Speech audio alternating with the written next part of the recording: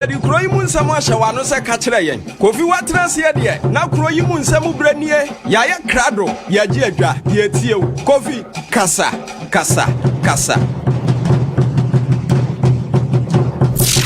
And now Kuro Yi Mu Nsem.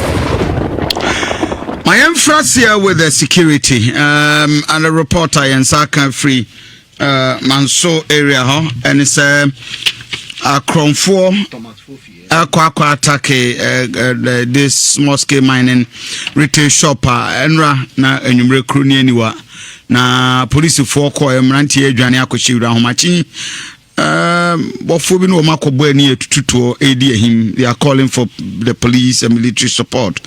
Abrantia odinka ebre Thomas Fofi. Abrantia, morning sir. Fa pote na semisi the patrol assembly see manso akwaseso 7:20 p.m.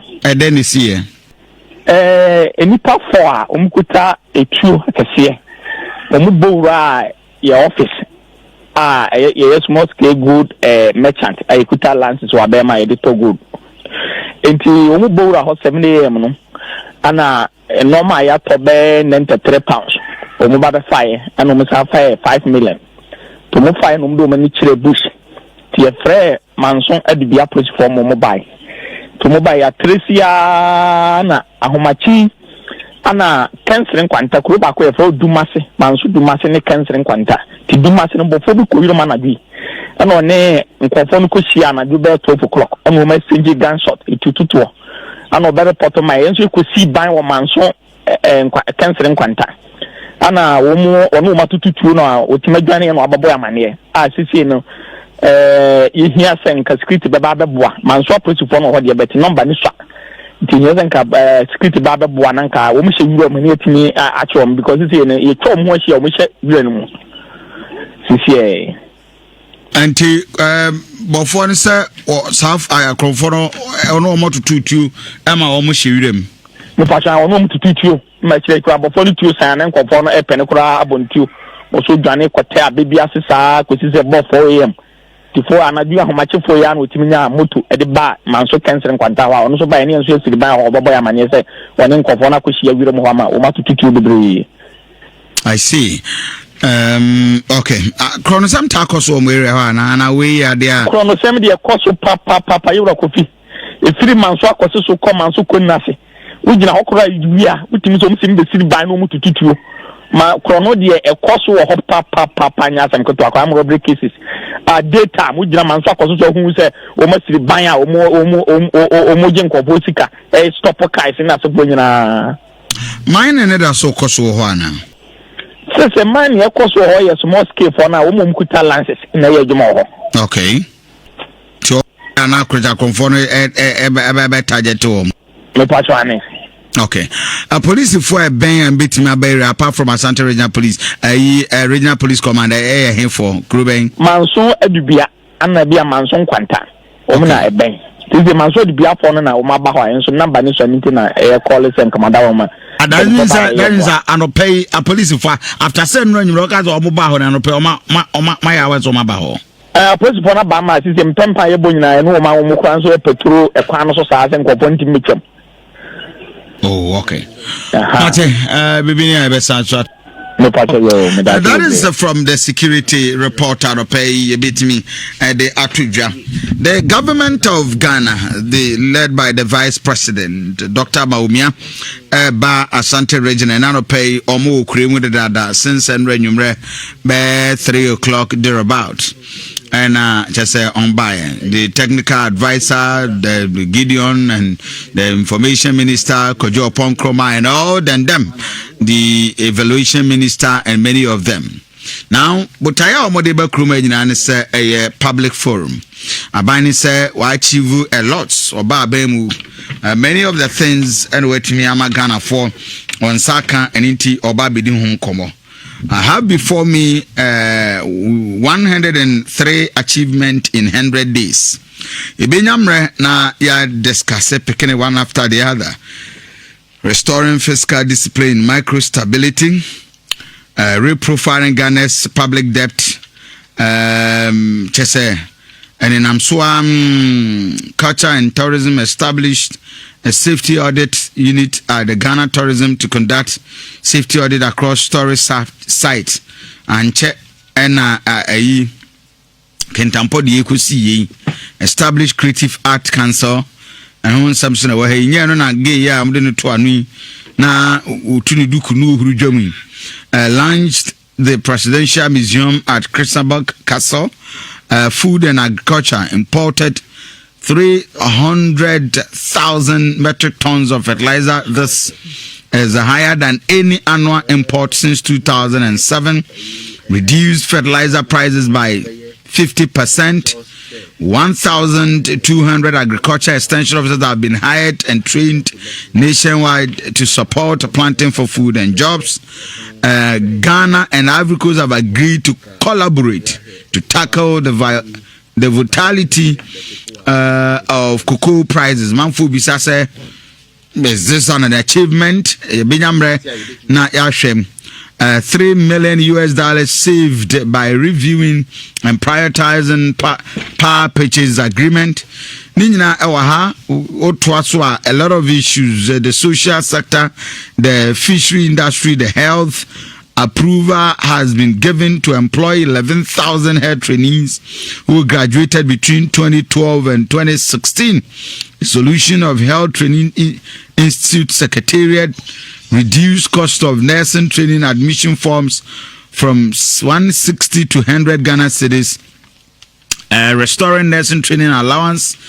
Okay, and many of these issues, Dr. Baumia said, within 100 days, 103 achievement. We are what to donim and what the dollar city to dollar depreciation kino Emma the then IGP. Many of these man for us started a question say, where are we now? After almost 3 years in office, 4 years in office, Yanko na yene political scientist and lecturer. Ewo Kwame Nkrumah aponimu ya honeho eneni omoba ababeye this public forum. Dr. Amache Boating ewo ahomaso. Dr. Aropei memwachi Nhyira FM. Abusanfo nyina ho ye de. When your official invite and pay Okwa first seat na wafi wani abai public forum ibiana. Definitely, yeah, yes, into the okay, Danyamia say will also be there. Now, public forum, from political understanding, Mampenida Kofabrason and me, People's Assembly and no be alcohol. Question among Fubisane say, why the need for Sanyama Winina for politicians? The most namicha a tifo. Obibisa, I think we are a Kwambiso or Dibisa. He said, a name. Akwanya who do the radio stations, television channels, Muna Mugo, Moshe, Mudipia, Mokaho. If you know, Mubot Devu, my man, and I'm more banky. Since you say, of course, baby, now, and since you would give it and call you pet, or my ma, Edomano Kuka Crabby, nothing job for Margie, Ebon Devu. And you don't say, Obi said, okay, no, Obi that and some way in our Coswa. Who here say, a bamboo for any or my ma, a shed that age who here. We know a Quenya Sonko, a bamboo for no age now physically, your person. No one or my ma, a shiano 18 Kutahon, a Quenya womb, so my ma, and so it is bizarre, one more. I think the Ombudsman Busabia. Opani, Kabam Kabia Mamoon, and Kalmiti Pan. The Quancy in a done wody. Nemra no mama, Dinya, from no mama, now moving Kutahon, members of parliament, Umbinya, not coming home for town hall meetings, or no more physically, no more AAD Kutahon.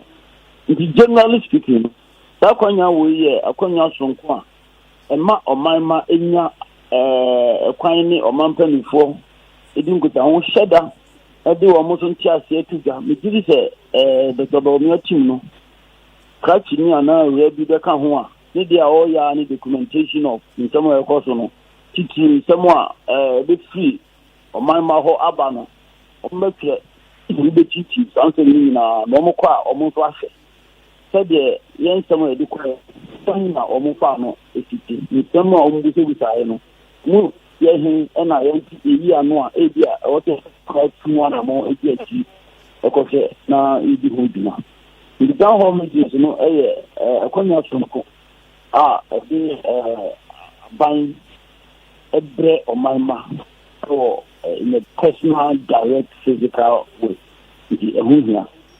the various assemblies that were Santa Regina Ebebabe showcase na wa show abisa for more Facebook page we enra enumre you could take pictures of the event ground city with my Facebook page that you follow us no who the so but Dr. Mate, will you say we bet me a change the understanding and the impression and I say Ghana force any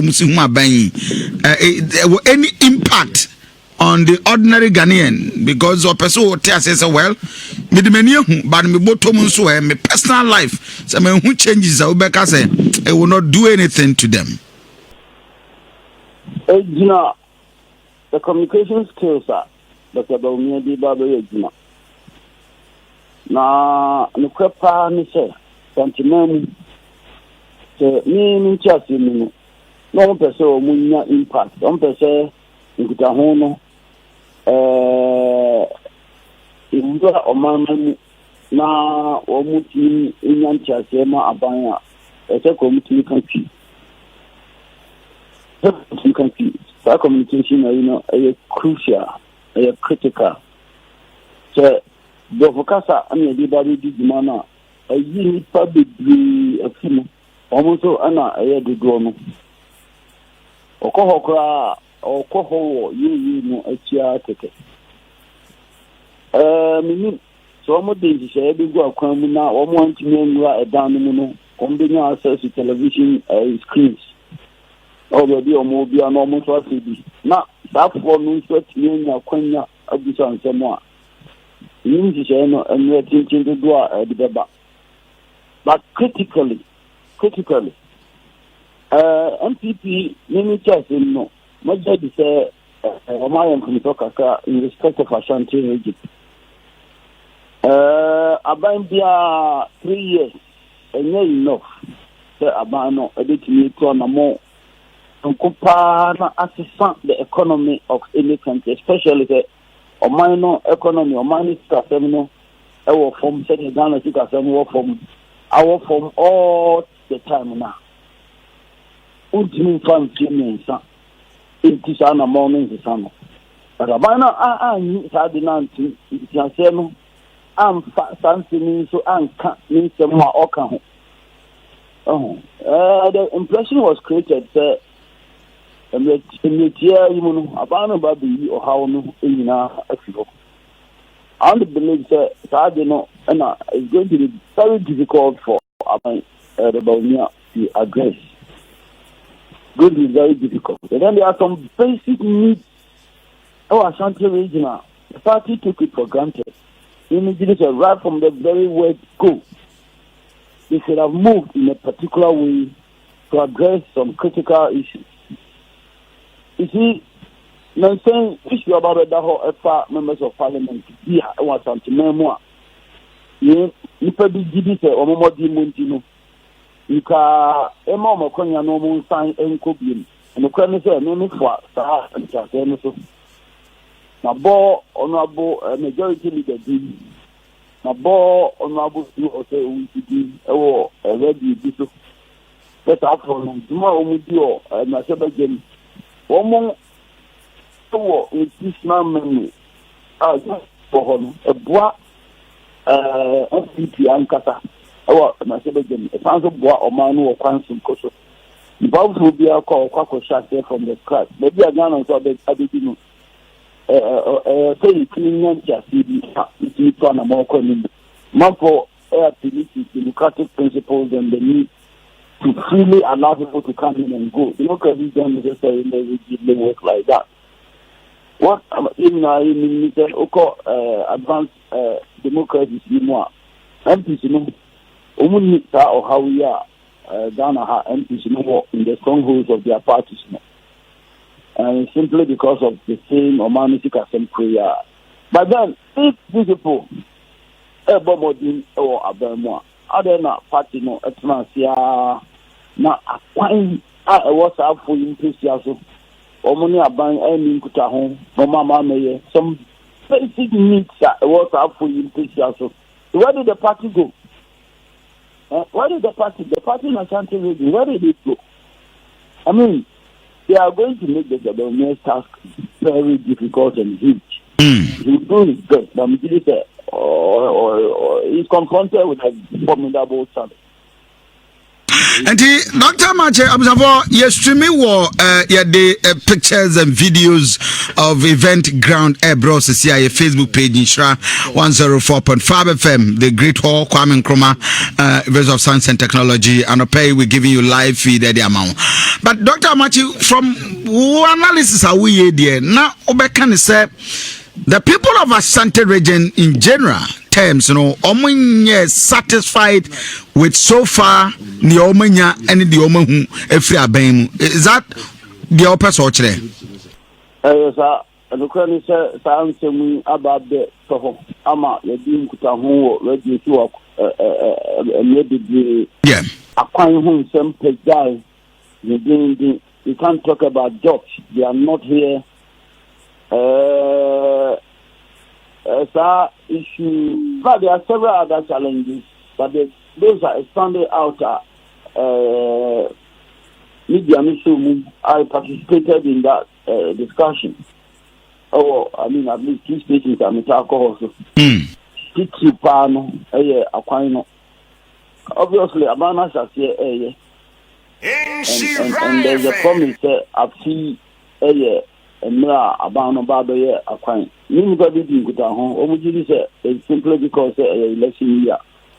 And definitely, I take key at the same day, I know something in the extent of this contention, but we did it.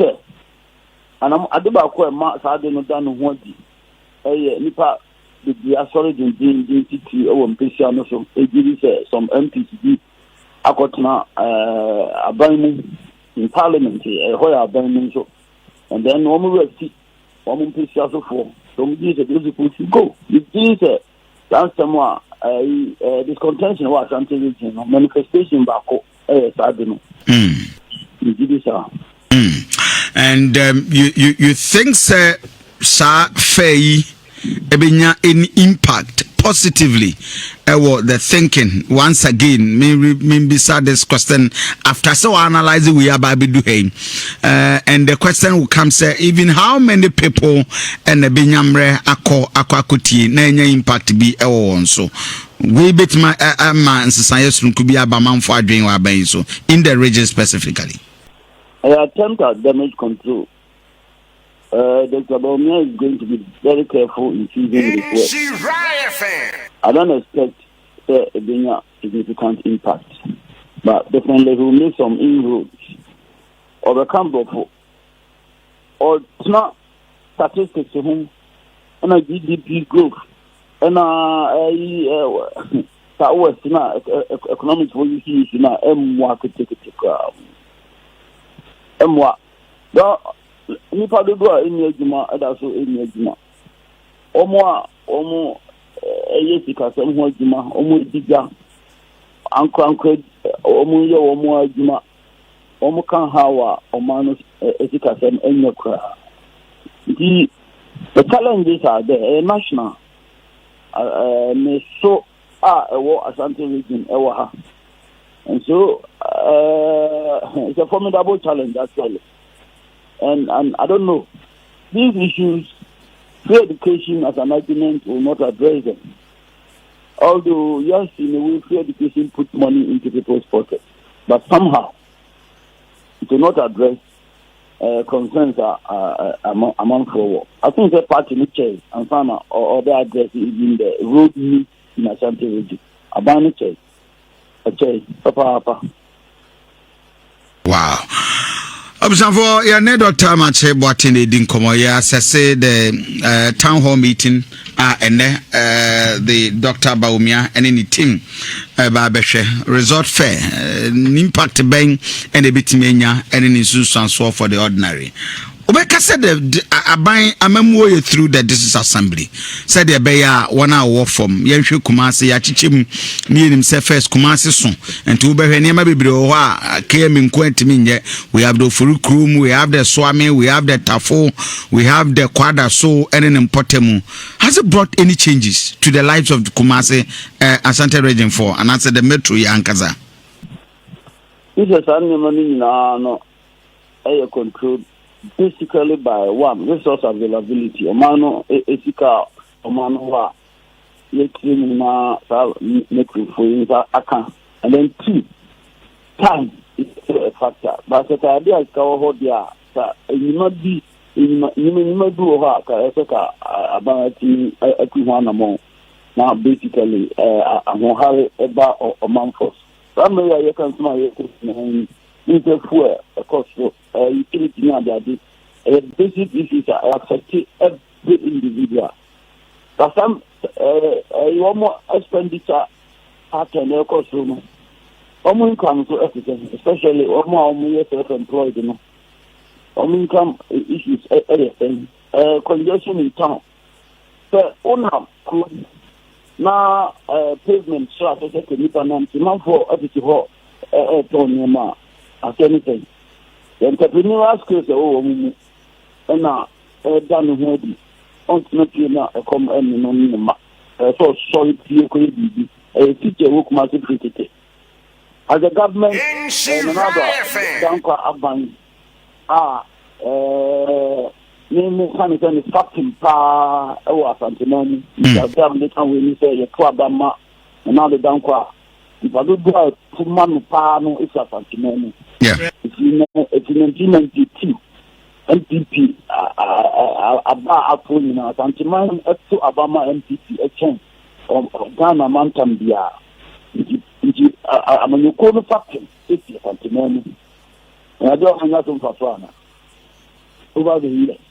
If I saw any monumental idea, Ghana Moya. MPP, as I'm the show MPP as soon.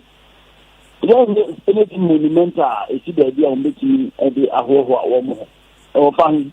The city is relatively filthy. It's too cooling. The challenge of water supply is the cost of utilities is difficult. Other interventions here, the entrepreneurs are something and not some small loans and all some of those issues. We have it in place. How almost after it's not the editing in book. So they are not managing some of these things properly. But I blame the party. Maybe the question is, who is the leader of the party in the region, and why should that person be the leader of the party in the region? What considerations in a party for me because choosing a leader in a country region. The other parties are any significant. They deal with no mutual more. They will always pay for it. They will always pay for it. And doesn't mean say MPP a leadership crisis as a party our region one. Definitely. Can somebody can party in Najima. Obi like honorable saying and Akobase why endangered. And the same party has to come to save him. It's simply because I mean for I don't know how they are other than say and human security in a conversation casually on campus, even let's just point to some of these issues, his shortcomings. They mention his name.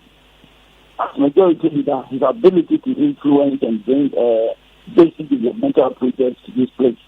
Omopo has thrown a challenge, but what he succeeded in pulling, down here when and then this was in office. I hear a challenge, I hear a point of reference. I'm saying that even lecturers at the university are in informal conversations in the home. 80 point to that. It is also for on the onboard for you. But then some it's not Pasaka so I say one because upon so no go I myself again. Just benefit some exclusive group of people. He's serving the national interest in a very big way. So I think that okay at this moment in time. Okay. Now, I see. I see. I will be surprised where my celebrity chairman would to me would be now any assessment. I will say he failed in leading the party as expected because I mean he or GD say or Boyjuma, and of course very surprising to hear this from you. Oh, why did the whole city? I mean, I don't see a community in a commission. Sorry, I don't want to appoint into. I don't see maybe can Japan crab by Kumuha at the kind of matter upon Hassen. In focus of Bosma, not anything.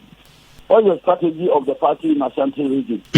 The almost call about 2 more, almost strategy, and then the day after, the Kotoa banner is equally now on Mampanida Kunyama, Asantiman. The strategy I recall about putting anything in terms of pulling resources to this place. And that involves the party chairman, Sir Samu. The party has to strategize. Okay. Competition in the country. Okay. Okay. Any gentleman who say you are not doing Konumu, president, you need to enter into a personal some sort of a informal agreement with Ashanti region. You must do that. And I'm going was taking now. You must do that. What you mean by Obama? Can you visualize it for me? I say anything. But I'm not saying it from my angle, but he will say he's a celebrity, and of course, our follower will be up and ask him. And that's not the point. That's not the point. Personally or influential, he has money. In the mango of and it's an African phenomenon. We are talking about his capacity as a party chair. Okay. Santimai or Suno MPP.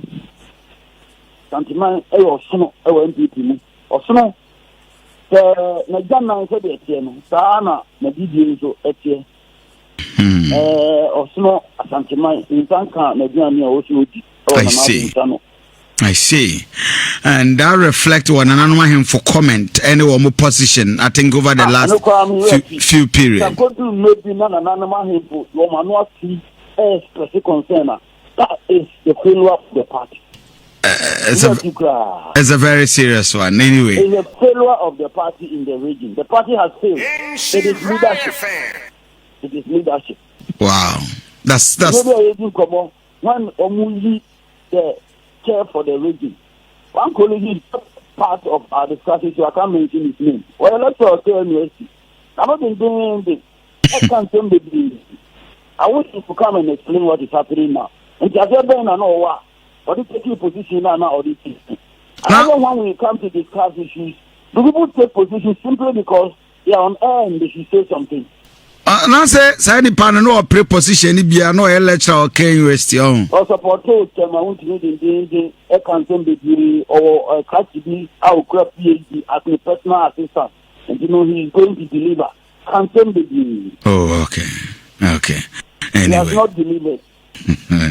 Dr. Amacho, I'm grateful. You're back on Pusa. We'll meet and have further discussion.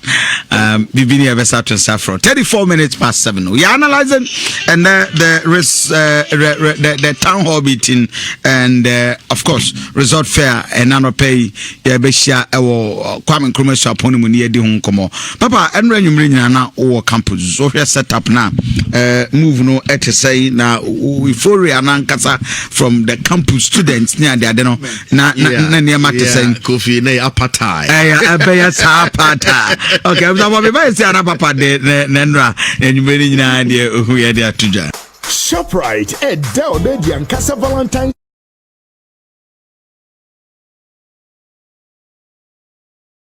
Nsem. Nsem ekosu kumase no. Yen kan ya yeti ko ka obi dia.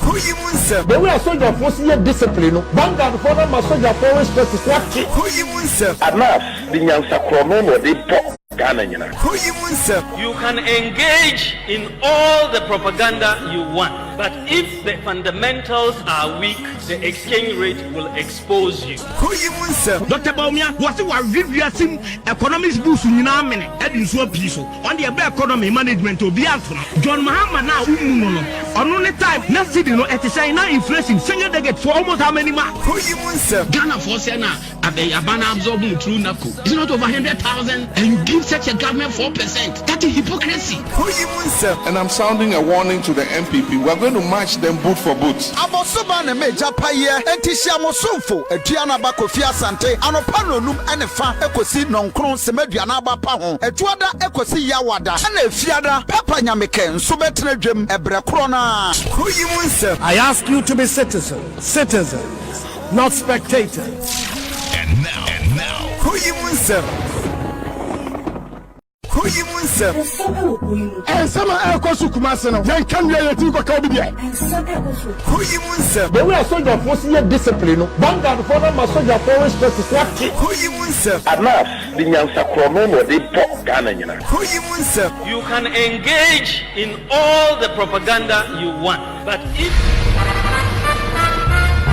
Hallelujah! Ebrenasia Subie National Gospel Music Awards 2019. Nyamiatom Ebasu February ni de tosu dunum ewo Bantama Church of Pentecost. Enyumeno sia pepepe. Yes, share radien monya niesa so bo. Wana wo bo wo homode wo gospel nyum tuomo abaso.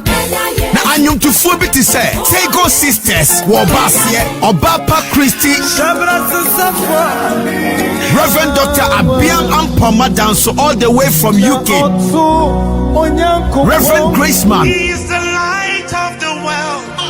Onyami tumi na dom ebesane. Take it no 20 cedis advance and 30 cedis at the gate. Obenya take it maybe or Love FM any Nhyira FM ye fidiem haya. Poco Trading Abebi Express, Dash Fashion Kumasi City Mall. And also betimi afred 0242 828058. Na jumedie wana wade prayer global expert recovery. Osi trayan wakafo ni ebedan wo kama. Woni Love FM any Nhyira FM and the jumedie bro. Brania mera de so na waso ma ye so no.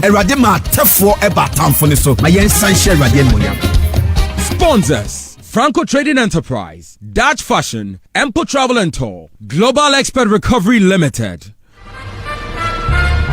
Hallelujah! All praise to the Most High. The third edition of the National Gospel Music Awards is here. The Praise Edition. Come as believers, let's give thanks to the Almighty for a new year as we celebrate artists who deserve to be honored on the night. The night will be electrifying with performances from legendary gospel duo Tego Sisters, multiple award-winning Obapa Christie, Prophet Abiam Danso, all the way from the UK, Reverend Graceman, and many more. Rate is 20 cedis in advance, 30 cedis at the gate. Venue, Bantama Pentecost, the 18 Nete Temple. Date, 15 February 2020. Time is 6 p.m. Get your tickets at the Poco Trading Supermarket, Abebio Express, Dodge Fashion, Kumasi Mall. For ticket reservations, call 0242-828058. This event is brought to you by Global Expert Recovery Limited. Come and let's give thanks to the Most High, for He alone is worthy of our praise. The National Gospel Music Awards, rewarding excellence. Sponsors: Franco Trading Enterprise, Dutch Fashion, Empo Travel and Tour, Global Expert Recovery Limited.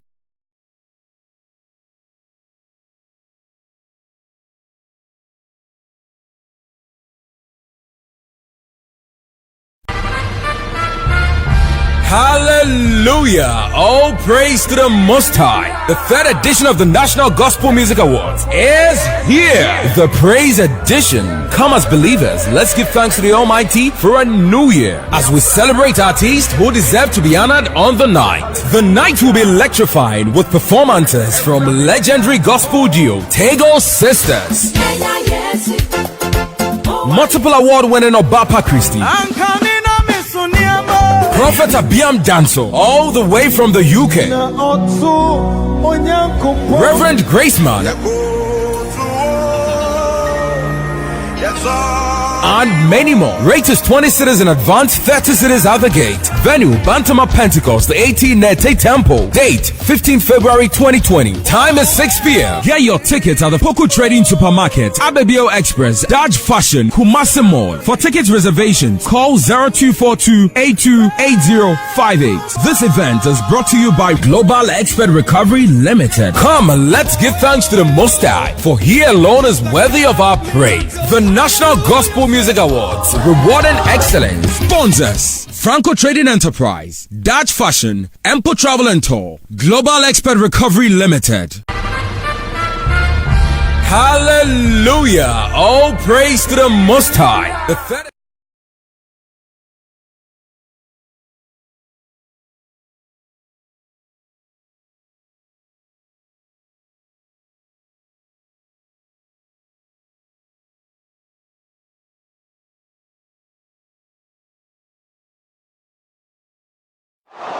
Your number one Akan radio station in Nhyira 104.5 FM edit the most educative radio sports show at the Ebramo Efri Ejuada Ekosi Memeda na Ejuada Ekosi Fiada anopa bia ebono nsia pausima aduana ekosi nonso a yato ne din Premier Sports sanso ene awia yetnase biem anopa nonkono ebo pausima aduanan ekosi awia dumienu anoso yato ne din Power Sports na fe no miensa ekosi no nan eno so yato ne din Playoff na ye de Memeda de no so e de asomo so don hwere miensa ena Memeda bia yetnase free anopa no nkono ekosi awia dumienu jumade ho chiame nsam de nyina ne yabo no ayede eba e jumade me de bright kan kambodu kwabena open afie OB Trice. It happen under Jose, this can't happen under Carlo, this can't happen under Pep. Bismarck also bempa Ayala. The motive of Ghana football and the bigger interest and say born here bebo Christian do say on the premise in also just the boss question that is on Kobe. Yes, I'm on an ensem na eba na Andy Casillas Real Madrid against FC Barcelona and then a Najman Bomodia said the bia o misses our program way na the global show.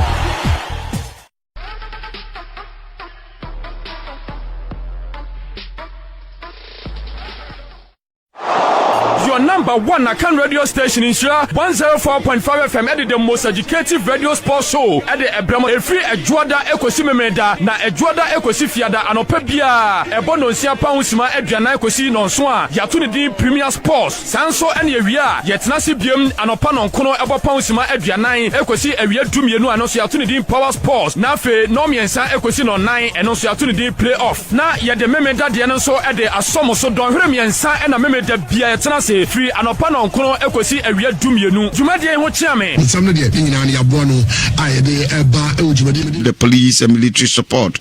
Abrantia Odinka Brain Thomas Fufi. Abrantia, morning. Morning, sir. Fa potena semisi.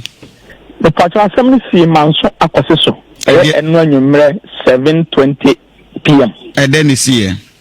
Any part for Umkuta a true Cassia. Umubura your office. Yes, most good merchant. I could tell Lances Wabema editor good. Enti Umubura hot 7 a.m. no. Ana normal ya tobe 93 pounds. Umubaba fire and umusa fire 5 million. To move fire umdo mani chile bush. Tia frere manson edibia approach for mobile. To mobile ya Tresia na ahomachi ana canceling kwanta kuro ba ko e fo dumase manso dumase ne canceling kwanta ti dumase no bofo bi ko yiro managi ana one nkofo no ko sia na ju be 12 o'clock ana o message gunshot itututo ana o be report my enso ko si ban wo manso canceling kwanta ana wo mu ono matututu no o timadwane no ababo amane a sisi no ihia senka security baba beboa manso approach for no ho de bet number ni swa tinyezenka security baba beboa nanka wo mu hye wura mu ne atimi achom because sisi no ye tom ho hye wo mu hye wura no mu sisi anti bofo ne se south akrofo no ono mo tututu ama wo mu hye wura mu me fashion ono mo tututu ma chire kwa bofo no tuo san nan kopɔ no epene kura abontuo wo so dwane kote abebi asesa kosi se bofo am tifo anadu ahomachefo ya na otiminya moto ede ba manso cancer kwanta wa ono so ba ene nso esiri ba obobo ya mane se woni nkofo na koshi awire mo hama o matututu bebre. I see. Okay.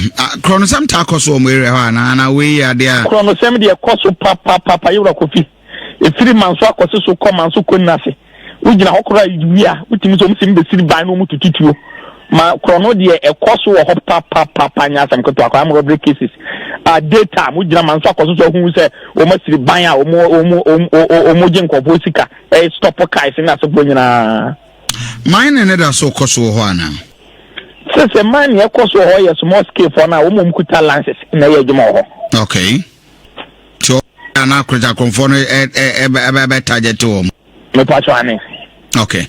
Police for a ben and beat me apart from Asante Regional Police, Regional Police Commander here for Kruben. Manso edubia ana bia manso kwanta. Omna e ben. Tize manso edubia for na o maba ho enso number ni so nti na e call sem commander wo ma. And that is an pay a police for after saying run you guys or mobile and pay my hours on my baho.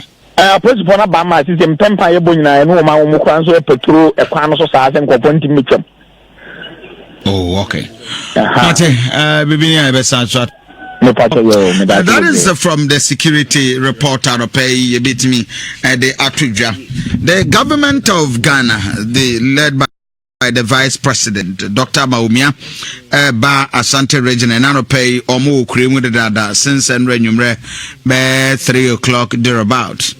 And Kim promise yo Kumasi, your boy's coming through on the 14th of February, Valentine's Day. It's a love affair with Kim Promise and the legend for Rampon Sound. We're about to have a beautiful time. It will be on Funny Doffenbra on the 14th, Valentine's Day. We're about to have a great time. I can't wait to see you guys get your tickets. Ratri Park Poolside. Ratri Park Poolside. The Coastal Live, your boy Kim Promise. One love. Hey, what's up, people? Your boy Kim Promise, yo Kumasi, your boy's coming through on the 14th of February, Valentine's Day. It's a love affair with Kim Promise and the legend for Rampon Sound. We're about to have a beautiful time. It will be on Funny Doffenbra on the 14th, Valentine's Day. We're about to have a great time. I can't wait to see you guys get your tickets. Ratri Park Poolside. Ratri Park Poolside. The Coastal Live, your boy Kim Promise. One love. Hey, what's up, people? Your boy Kim Promise, yo Kumasi, your boy's coming through on the 14th. Yeah. My name is Mr. Al for real. On the 14th of February, I love night. Me wo Kumasi Ratri Park. I be butu poolside hono. Ebe she because live band with Love FM and Nhyira FM backing us. Kim Promise is on the bill. You watch out because ebe Yeah. My name is Mr. Al for real. On the 14th of February, I love night. Me wo Kumasi Ratri Park. I be butu poolside hono. Ebe she because live band with Love FM and Nhyira FM backing us. Kim Promise is on the bill. You watch out because ebe Hi, my name is Samajan, aka BBJ. It's happening live on Valentine, 14th of February. As you know, we have a lot of artists coming to perform at the Royal Park, Kumasi. I'll be here myself. We have King Promise and we have Rampon Sound, the legend. So come, let's have fun. Hi, my name is Samajan, aka BBJ. It's happening live on Valentine, 14th of February. As you know, we have a lot of artists coming to perform at the Royal Park, Kumasi. I'll be here myself. We have King Promise and we have Rampon Sound, the legend. So come, let's have fun. Hi, my name is Samajan, aka BBJ. It's happening live on Valentine, 14th of February. As you know, we have a lot of artists coming to perform at the Royal Park, Kumasi. I'll be here myself. We have King Promise and we have Rampon Sound, the legend. So come, let's have fun. Hi, my name is. This Valentine, Ratri Park and Love 99.5 FM present Love Affair. Love Affair. An exclusive love party featuring Kim Promise, Rampon Sound,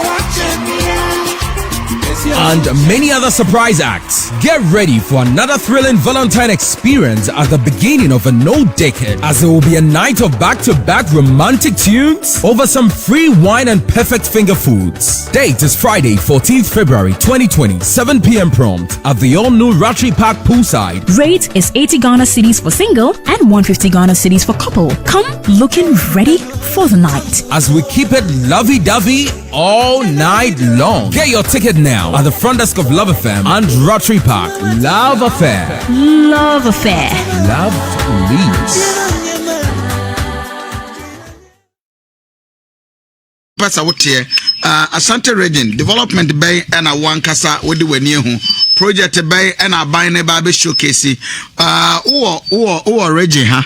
I just want to understand na mente wonka the various assemblies are or no udisi project or de babe bre the public forum emi ahwe no ni nyina won so e den a wankasa wo ho a wo de wani hu ma yeni hu kombo 0322083581 03220835828353 baba anyi na wo kan UST say na hotel Kofi na ehonye bad in fact mame more organizers na baso Kofi nura me feel around by 10 o'clock na onabu kujo pon kroma Gideon Boako Gabi and Pius Hajide Kofi no munyina around one regional executive of Kofi na ye kwakwa the youth organizer and other guys Kofi no munyina abo put things together and some of the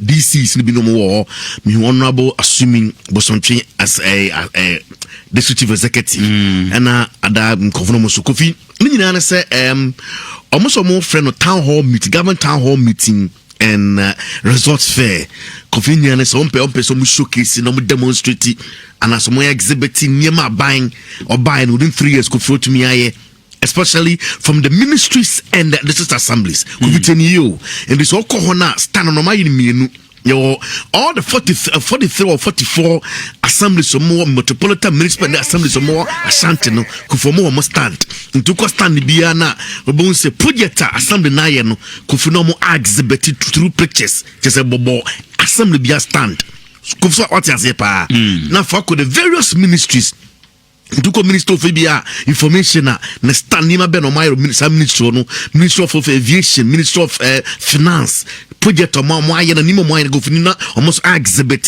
through pictures say munyina e wo hwa kwa nso be hu bi that is basically nima adio be we na offense vice president aka achievement so for about 3 years Kofi omo aye ade aboa Ghana any Ashanti region in general Kofi that is basically say adia omkwakoye ne and but na euphoria ni atmosphere na people are well especially students be no more around they are willing say number call ma kwhwe how ABC akọ me sure say yes by invitation I don't know but inside the one how inside the one there but pen akwadwonko ma ni dey open yes open yes it will be able to me akọ kwhwe say the assemblies various assemblies but confirm me there me nim say bia at the end of the day no sanon be the dia assemblies no edoso military no edoso go ada na mo coordinate no mo consolidate all the various projects into one book for be say the green book is it here or is it a fear say be some you know in the form of book then people will take the book and begin to question and account be an accountability and probity is about na ISN because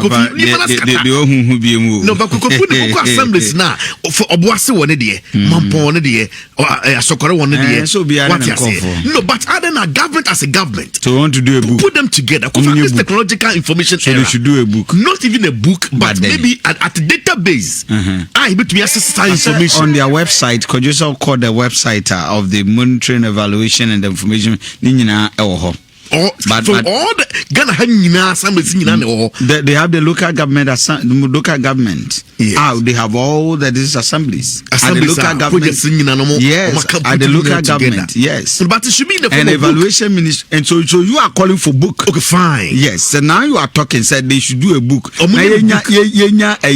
book either red or blue. No, but you had a work as a KUST campus or Wasano students new picture. I'm saying that this will be true government project. And take careful, sir.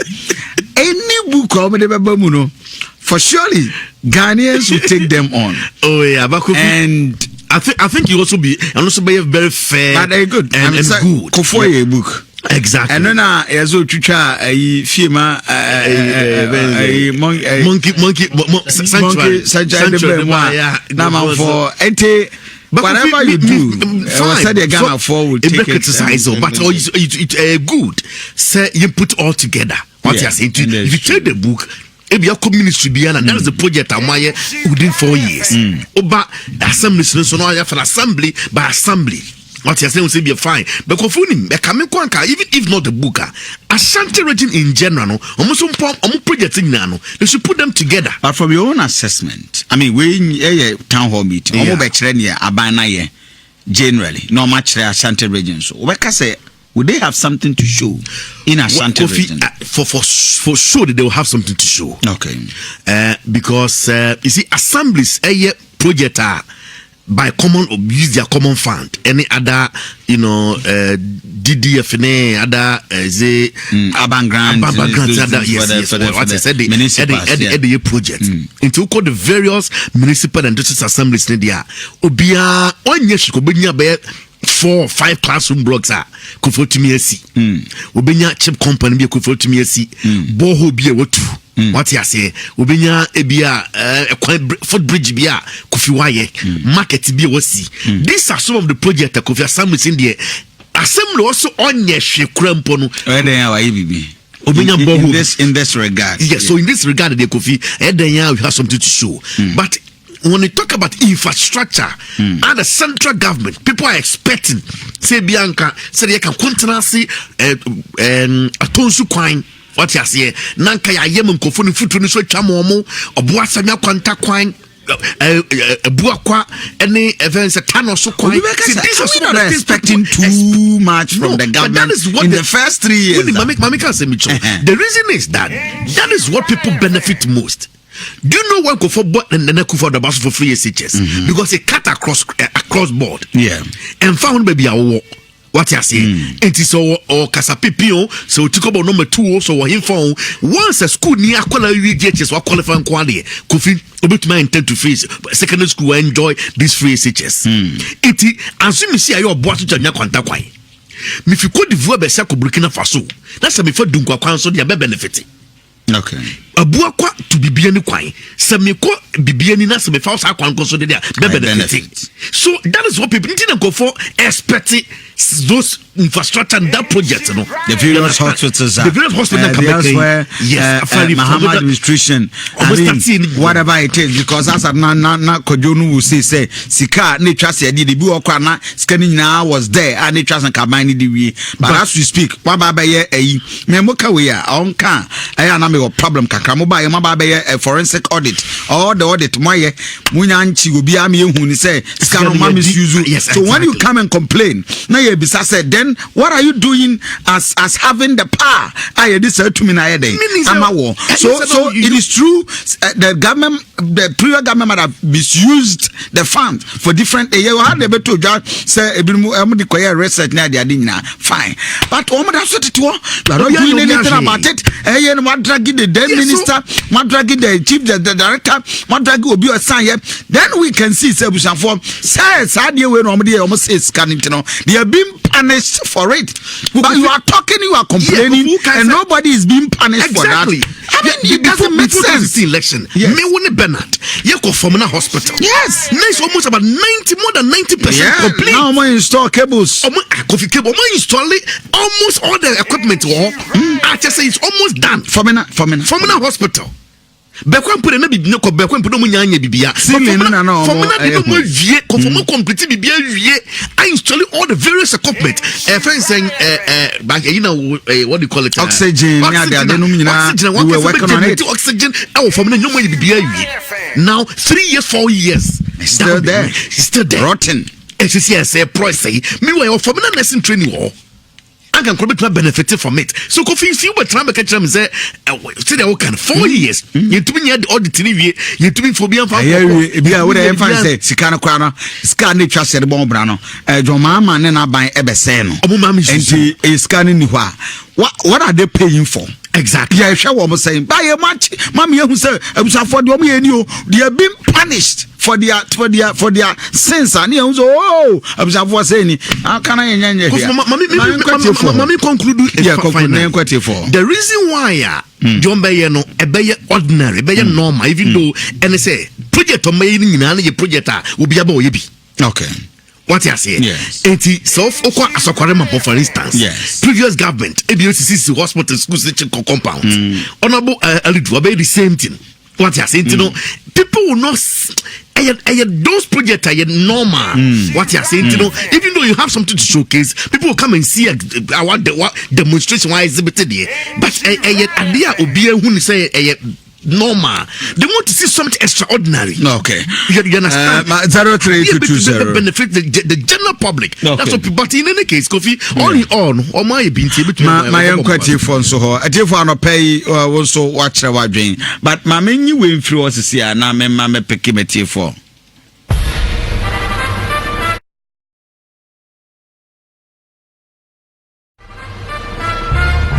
Hallelujah! All praise to the Most High. The third edition of the National Gospel Music Awards is here. The Praise Edition. Come as believers, let's give thanks to the Almighty for a new year as we celebrate artists who deserve to be honored on the night. The night will be electrifying with performances from legendary gospel duo Tego Sisters, multiple award-winning Obapa Christie, Prophet Abiam Danso, all the way from the UK, Reverend Graceman, and many more. Rate is 20 cities in advance, 30 cities out the gate. Venue, Bantama Pentecost, the 18 Nete Temple. Date, 15th February 2020. Time is 6 p.m. Get your tickets at the Poco Trading Supermarket, Abebio Express, Dodge Fashion, Kumasi Mall. For ticket reservations, call 0242-828058. This event is brought to you by Global Expert Recovery Limited. Come and let's give thanks to the Most High, for He alone is worthy of our praise. The National Gospel Music Awards, rewarding excellence. Sponsors: Franco Trading Enterprise, Dutch Fashion, Empo Travel and Tour, Global Expert Recovery Limited. Hallelujah! All praise to the Most High. This Valentine, Rotary Park and Love 99.5 FM present Love Affair. Love Affair. An exclusive love party featuring Ken Promise, Oforian Ponta, and many other surprise acts. Get ready for another thrilling Valentine experience at the beginning of a new decade, as it will be a night of back-to-back romantic tunes over some free wine and perfect finger foods. Date is Friday, 14th February 2020, 7 p.m. prompt at the all-new Rotary Park poolside. Rate is 80 Ghana cedis for single and 150 Ghana cedis for couple. Come looking ready for the night, as we keep it lovey-dovey all night long. Get your ticket now at the front desk of Love FM and Rotary Park. Love Affair. Love Affair. Love leads.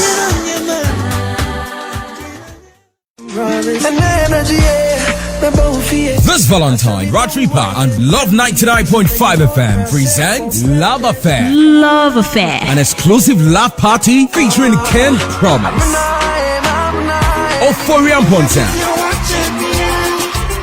and many other surprise acts. Get ready for another thrilling Valentine experience at the beginning of a new decade, as it will be a night of back-to-back romantic tunes over some free wine and perfect finger foods. Date is Friday, 14th February 2020, 7 p.m. prompt at the all-new Rotary Park poolside. Rate is 80 Ghana cedis for single and 150 Ghana cedis for couple. Come looking ready for the night, as we keep it lovey-dovey all night long. Get your ticket now at the front desk of Love FM and Rotary Park. Love Affair. Love Affair.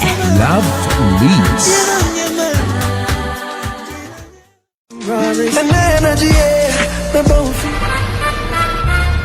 Hallelujah! A brand new National Gospel Music Awards 2019. Nyamiatom Basu February ni dia tosu Junum ewo Bantama Church of Pentecost. Enyumeno sia pepepe. Yes, share radian monya. Yes, also bo. One now wo bo wo homodi wo gospel nyum tuomo abaso. Na anyum tu fubi ti say. Tego Sisters wo basie. Obapa Christie. Reverend Dr. Abiam Ampoma Danso all the way from UK. Reverend Graceman. He is the light of the world. onyame tumi na dom ebesane. Ticket no eye 20 cedis advance and eye 30 cedis at the gate. Obenya ticket ni bi o Love FM any Nhyira FM ye fidiem haya. Poco Trading Abebi Express, Dash Fashion Kumasi City Mall. And also betimi afred 0242 828058. Na jumedie wona wode prayer eye global expert recovery. Osi trayan wakafo ne ebe dan wo kama. Woni Love FM and Nhyira FM and the jumedie bro. Brania merade so no was wo ma ye so no. Erade ma tefo eba tamfo ne so. Ma yen san share erade monya. Sponsors: Franco Trading Enterprise, Dutch Fashion, Empo Travel and Tour, Global Expert Recovery Limited. What's up, people? Your boy Kim Promise, Kumasi. Your boy's coming through on the 14th of February, Valentine's Day. It's a love affair with Kim Promise and the legend Kuro Yi Mu Nsem. We're about to have a beautiful time. It will be on Funny Bra on the 14th. Valentine's Day. We're about to have a great time. I can't wait to see you guys get your tickets. Ratri Park Poolside. Across the live. Your boy Kim Promise. One love. Hey, what's up, people? Your boy Kim Promise, Kumasi. Your boy's coming through on the 14th of February, Valentine's Day. It's a love affair with Kim Promise and the legend Kuro Yi Mu Nsem. We're about to have a beautiful time. It will be on Funny Bra on the 14th. Valentine's Day. We're about to have a great time. I can't wait to see you guys get your tickets. Ratri Park Poolside. Across the live. Your boy Kim Promise. One love. Yeah. My name is Mr. Alpha Real. On the 14th of February, I love night. Me walk Kumasi Ratri Park. I be butu poolside hono. Ebe she because live band with Love FM and the Nhyira FM backing us. Kim Promise is on the bill. You watch out because ebe gaga. Yeah. My name is Mr. Alpha Real. On the 14th of February, I love. This Valentine, Ratri Park and Love 99.5 FM present Love Affair. An exclusive love party featuring Ken Promise, Kuro Yi Mu Nsem, and many other surprise acts. Get ready for another thrilling Valentine experience at the beginning of a new decade, as there will be a night of back-to-back romantic tunes over some free wine and perfect finger foods. Date is Friday, 14th February 2020, 7 p.m. prompt at the all-new Ratri Park Poolside. Rate is 80 Ghana cedis for single and 150 Ghana cedis for couple. Come looking ready for the night, as we keep it lovey-dovey all night long. Get your ticket now at the front desk of Love FM and Ratri Park. Love Affair. Love leads.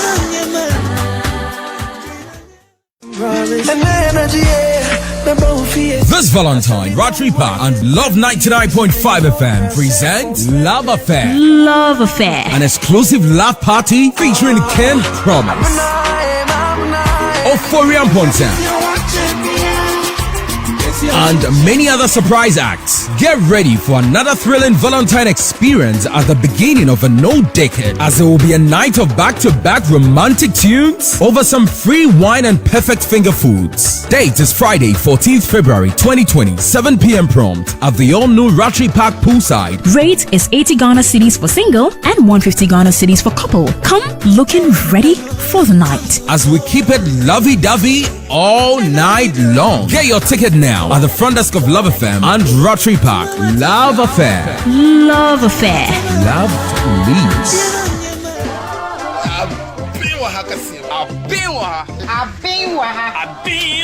News na mitie. Asem wo ho. Me se me dia sam nam. Police ni bia kwaji obeyire asa bo be ma na guso. Hey! Adai, eya ben wa ha. Soko. Aben wa ha eye ewiase musam ene obra. Ensam ahodo a eba so no. Ene enya abotatwitwa ne nkakra ede brawo. Eno ti hia ye memre da bia ebra dumienu abob. Ere kwapem se dumienu bebo apan mu. Ensam a wo bete no ebi areho. Akrama ni gina me ba no ho ta feeling moja. Na me ai na mkache mama sema kana mai na kumi ba no. Ebi so asere na o me ma wo sitase ahodo de bi. Che? Bajai. Sa stars the day pa na no de ma what him says. What dia mo wa feel pa. This is me kuntuno. Abe Soko.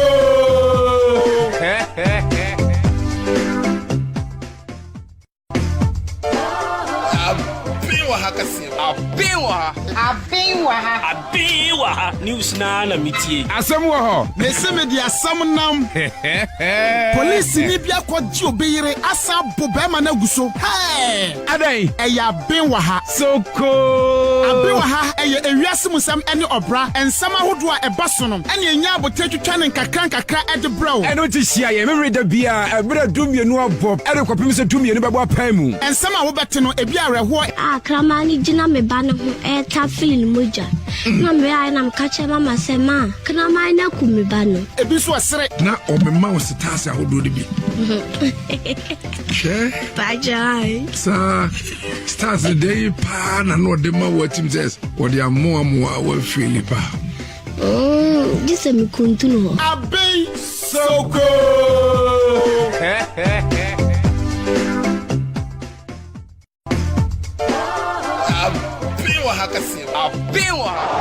Your number one Akan radio station in Nhyira 104.5 FM edit the most educative radio sports show at the Ebramo Efri Ejuada Ekosi Memeda na Ejuada Ekosi Fiada anope bia ebono nsia pa husima aduana ekosi nonso a yato ne din Premier Sports sanso ene ewia yetenase biem anopa nonkono ebo pa husima aduanan ekosi ewia dumienu anoso yato ne din Power Sports na fe no miensa ekosi no 9 eno so yato ne din Playoff na ye de Memeda de no so ede asomo so don hwere miensa ena Memeda bia yetenase free anopa nonkono ekosi ewia dumienu dwumadie ho chiame nsam de nyina ne yabo no ayede eba ewujumade me de bright kan kambodu kwabena obe afie OB twice happen under Jose, this can't happen under Carlo, this can't happen under Pep. Bismarck also bempa Ayala. The motive of Ghana football and the bigger interest and they say Bonnie Abebo. Christian Edu say what he say on the premise in also just the boss question that is on Kobe. Yes. I'm on an ensem na eba na Andy Casillas. Real Madrid against FC Barcelona. And then a Najman. Bomodia said the Bia o Mrs. program way na the global show.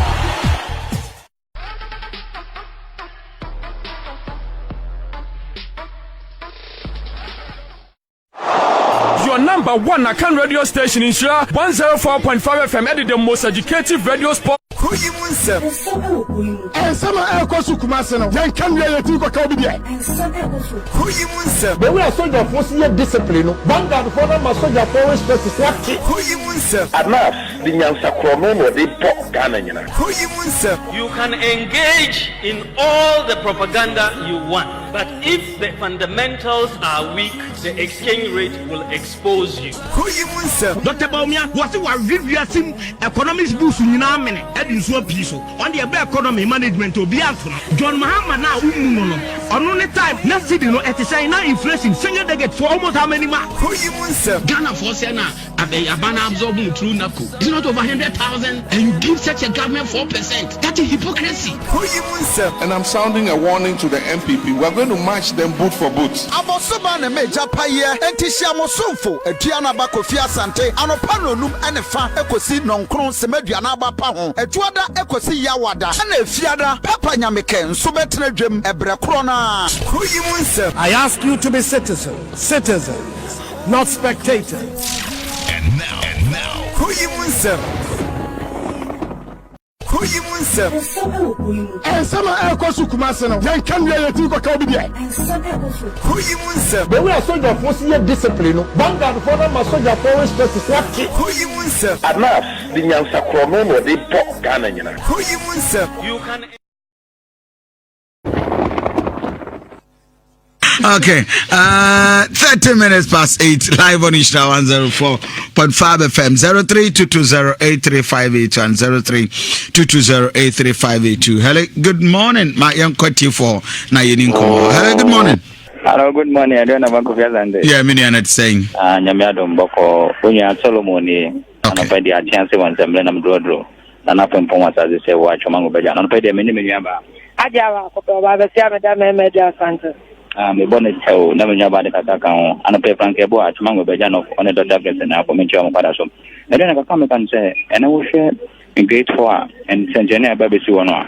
Many badges say, Yen and I about the Shibi, which is now precious. Do my Abaya yet, no wound yanum, and I would do any barber share, no to me, what could you want, especially any support, Comutim Bashar, or monitors, Comutim Bashabia, they be a challenge of Mutuma, say, 1 year, Comus Abana baby again. Ediana ba amfaka kanto aso wada uruma adia ba kope obabesi ameda media santem ye be say nuanum NDC fu omo de propaganda ene ye omo de eno mo hwe wo mo ni so ade no mo meti yo mo asom asem ne kan kiro omo kan wan kaka kire dom mama say yi na wo mo fa no ye fra wo mo onfa ya ade emre na nya ne dia ye buhia ni nyina de ga na nyina de a meda say Father and scholar. Hello, good morning. Did you so? Hamza. I mean, you. I mean, Nhyira na kwati chama 1. You be nyame kan ho. Kofi. We are say we think from our board. Wow, Kafra, too bad. Line I drop it. Hello, good morning.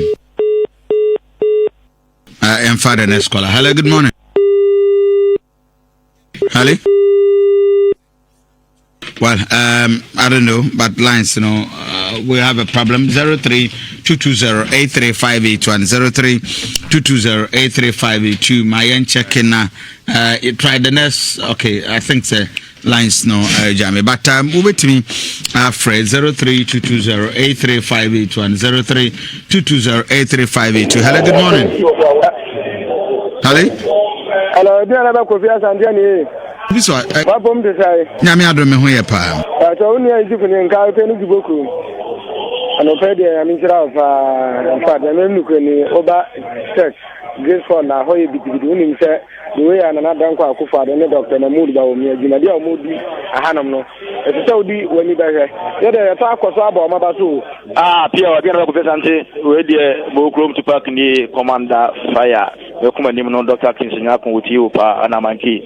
Naka make an answer, open my papa, and people are buying a rebel Guapama, and a Bedenadi, our great war, your catch a gun of Punyatumbichi, yes, yeah, yo, your Nebema is human, Sunny Hamo, yes, yeah, your net, the name of Papa Guapama Ghana for, will be at that them up for ye, Radma Piasso, your partner, Rajas, and Kudia. Okay, my main father, scholar. Hello, good morning. Of Abana.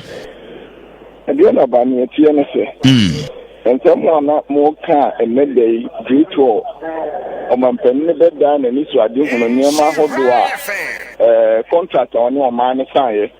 There be 3 years in it. Why are that baby? You know, I said down so I am now young consider near maybe. Johnny a Kakwa wants a young car who say a by and not a near my yet the church or Baba Bay Juma and we near Sikaka or starting and Sana. Why again about I am so afraid regional minister class. What you say about the contractors I would do with you on case you can't hold what they mau only I didn't run. Once I would want a cat them on your capital 20 yeah, no banks in a minute. My to God, Minia. Okay, I am Father and scholar. Hello, good morning. Hello. Yeah, Minia. Yeah, what is your neighbors in your hey, we need this here. Minia. Now, whatever, Benito, what's in a piano? Intimacy.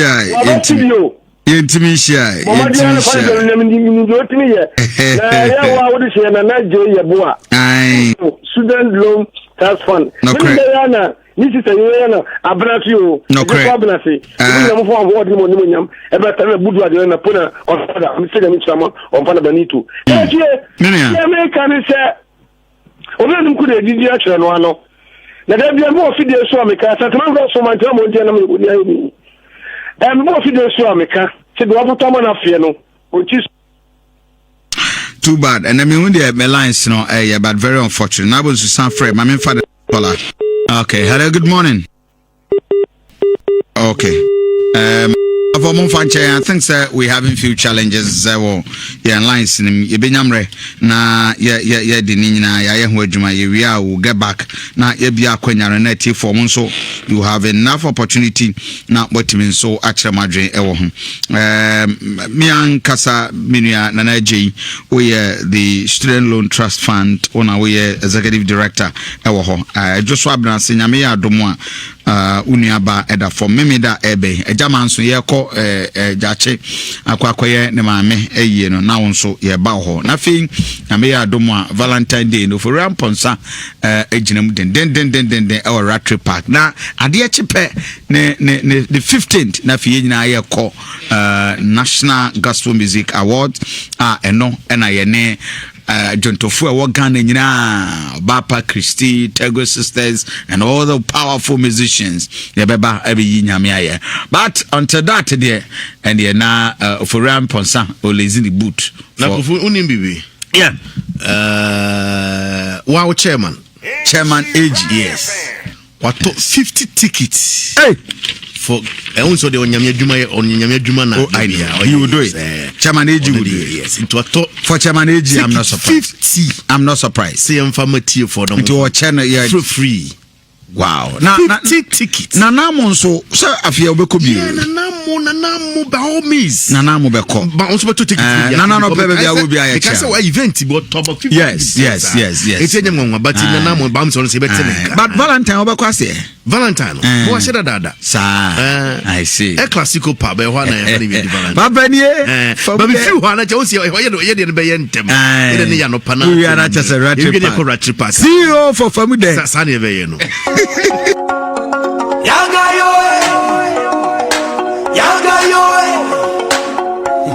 Yeah. My name is Mr. Oil. On the 14th of February, I love night.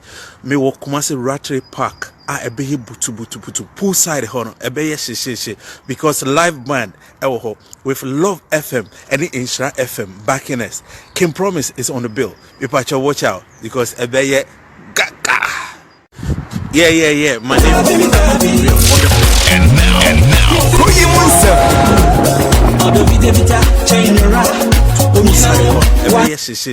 Because live band with Love now what is up here to try the Tiana or try to hear the videos of you the picture on Facebook page I never help rappers on our Facebook page I look for my high life person me you really love that sure for Ramponsa but I know me Lumba Nana Champ and he has a unique voice the guy has a unique voice he has a unique voice Lumba and discover sure and in fact one disappointed Obia and now burnt the lamplight or Chester yes indeed her life is about for Ramponsa and I was happy Bramete so could but the late Kofi Bika said na so for the day or man 1 year and indeed by 1 year time and said soon peba when I'm the guy ocean live performance you enjoy him yes I'm telling you for Ramponsa hey catch mama say kunya dia so as a uku awanya akoko no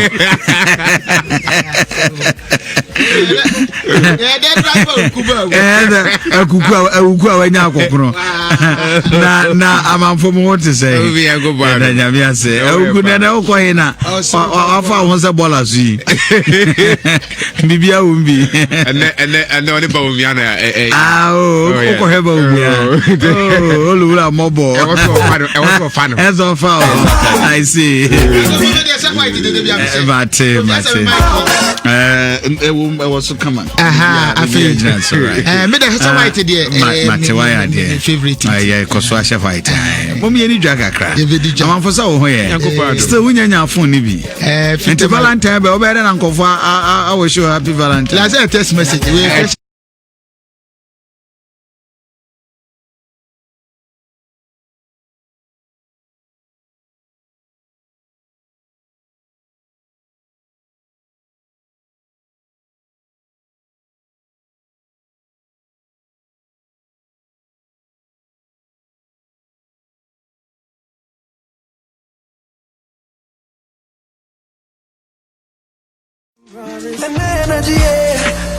This Valentine, Ratri Park and Love 99.5 FM present Love Affair. Love Affair. An exclusive love party featuring Kim Promise, Oforian Ponsa,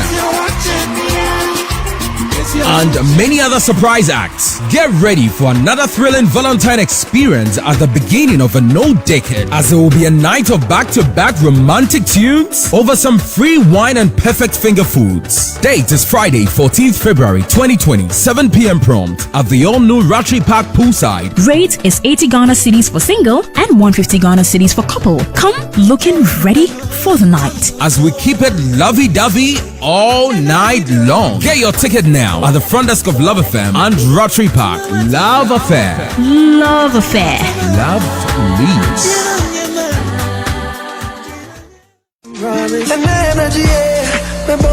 This Valentine, Rotary Park and Love 99.5 FM present Love Affair. Love Affair. An exclusive laugh party featuring Ken Promise, Oforian Ponten, and many other surprise acts. Get ready for another thrilling Valentine experience at the beginning of a no decade, as there will be a night of back-to-back romantic tunes over some free wine and perfect finger foods. Date is Friday, 14th February 2020, 7 p.m. prompt at the all-new Ratri Park poolside. Rate is 80 Ghana cedis for single and 150 Ghana cedis for couple. Come looking ready for the night, as we keep it lovey-dovey all night long. Get your ticket now at the front desk of Love FM and Rotary Park. Love Affair. Love Affair. Love leads.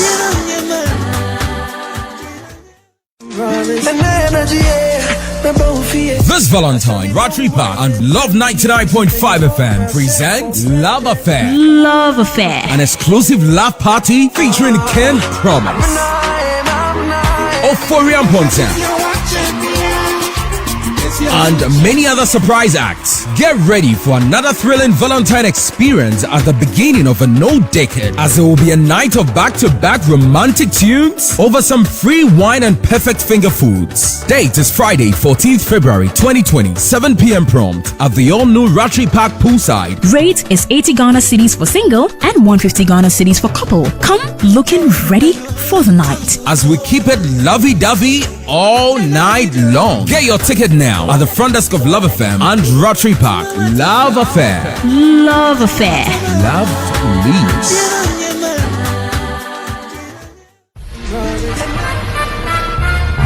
Hallelujah!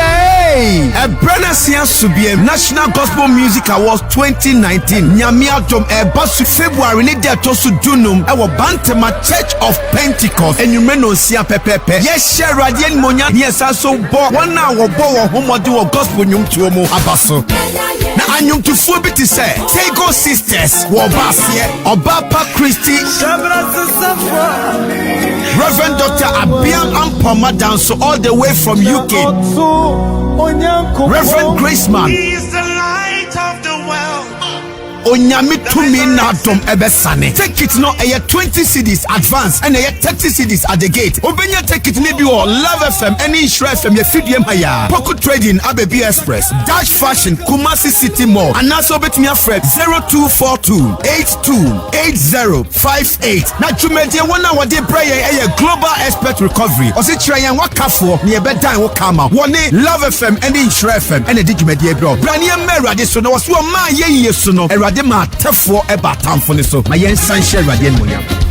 Sponsors: Franco Trading Enterprise, Dutch Fashion, Empo Travel and Tour, Global Expert Recovery Limited. Hallelujah! All praise to the Most High. The third edition of the National Gospel Music Awards is here. The Praise Edition. Come as believers, let's give thanks to the Almighty for a new year as we celebrate artists who deserve to be honored on the night. The night will be electrifying with performances from legendary gospel duo Tego Sisters, multiple award-winning Obapa Christie, Prophet Abiam Danso, all the way from the UK, Reverend Graceman, and many more. Rate is 20 cities in advance, 30 cities out the gate. Venue, Bantama Pentecost, the 18 Nete Temple. Date, 15 February 2020. Time is 6 p.m. Get your tickets at the Poco Trading Supermarket, Abebio Express, Dodge Fashion, Kumasi Mall. For ticket reservations, call 0242-828058. This event is brought to you by Global Expert Recovery Limited. Come and let's give thanks to the Most High, for He alone is worthy of our praise. The National Gospel Music Awards, rewarding excellence. Sponsors: Franco Trading Enterprise, Dutch Fashion, Empo Travel and Tour, Global Expert Recovery Limited.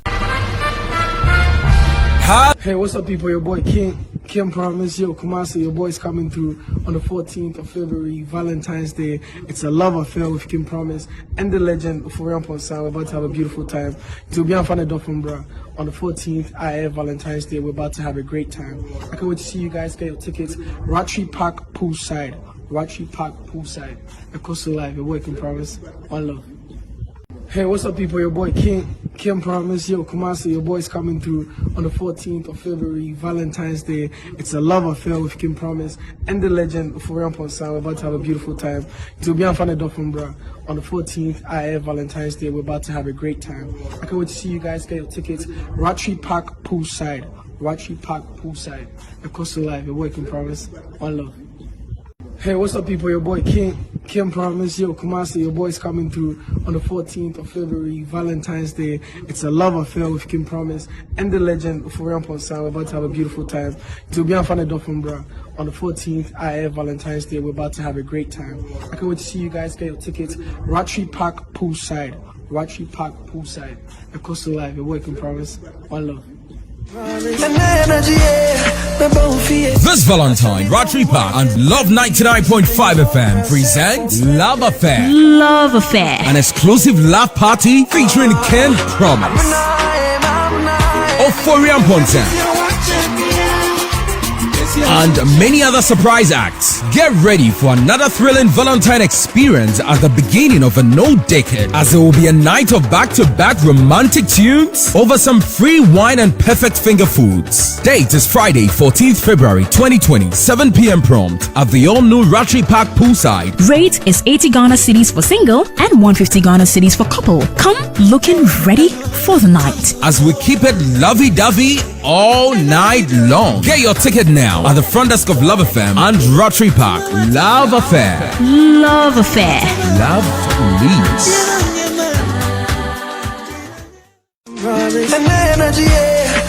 The police and military support. Abrantia, I didn't care, Thomas Fufi. Abrantia, morning. Morning, sir. I have fun potting as MECA. The Pacha Assembly Manso Aquasiso. And when you 7:20 p.m. And then is here. Enipa for umkuta etu akese. Omubura your office. A small scale good merchant. Ekuta lands so abema edito good. Enti omubura ho 7 a.m. no. Ana normal ya tobe 93 pounds. Omuba be fire and omusa fire 5 million. To mo fire no mdo mani chire bush. Ti e frɛ manson adibia approach for mobile. To mobile ya tresia na ahomachi ana canceling kwanta kuro ba ko e frɛ dumase manso dumase ne canceling kwanta ti dumase no bofo bi ko yiro managi ana one nkofo no ko hia na ju be 12 o'clock ana o ma sinji gunshot itututo ana o be report my enso ko si ban wo manso canceling kwanta ana wo mu ono ma tututuo no o timadwane no ababo amane a sisi no here send security baba beboa manso approach for no ho de bet number ni swa ntinye nka security baba beboa nanka wo mhye wura mu ne etimi achom because this is e tom ho hye wo mhye wura no mu sisi anti bofo ne se south ayakrofo no ono mo tututu ama wo mhye wura mu me facha ono mo tututu ma kire kura bofo ni tu san na nkofo no epene kura abontu mo so dwane kote abebi asesa kosi se bofo am before anadu ahomache fo ya na otiminya moto e de ba manso cancer kwanta wa ono so ba ne enso esiri ba ho bobo ya mane se woni nkofo na koshi awire mo ma o matututu bebre. I see. Okay. Chronosem takos o mwere ha na we ya dia. Chronosem de koso papa yura kofi. E firi manso akoso so ko manso konase. ujina hokora wia utimi so msim be siri ban no mutututuo ma krono de ekoso wo hop nya sam keto akwa am robbery cases data ujina manso akoso so hu se o ma siri ban a o je nkopo sika stop kai se na so nyina mine ne da so koso ho ana se man ye koso ho ye small scale for na o mum kuta lances na ye djuma ho okay so na akroja konfo no e target to me pacho ane. Okay. Police for a ben and beat me apart from Asante Regional Police, Regional Police Commander, here for Kruben. Manson Edubia, and be a Manson Quanta. Omna a ben. This is Manson Edubia for now, Mabaho, and so number is a meeting air callers and Commander. And that is an pay a police for after sending running rockers or mobile and pay my hours on my baho. Police for Bama system, Tempire Bonina, and Oma Mukranso, Petro, a Quano Society, and Coponti Mitchell. Oh, okay. That is from the security reporter the Atuja.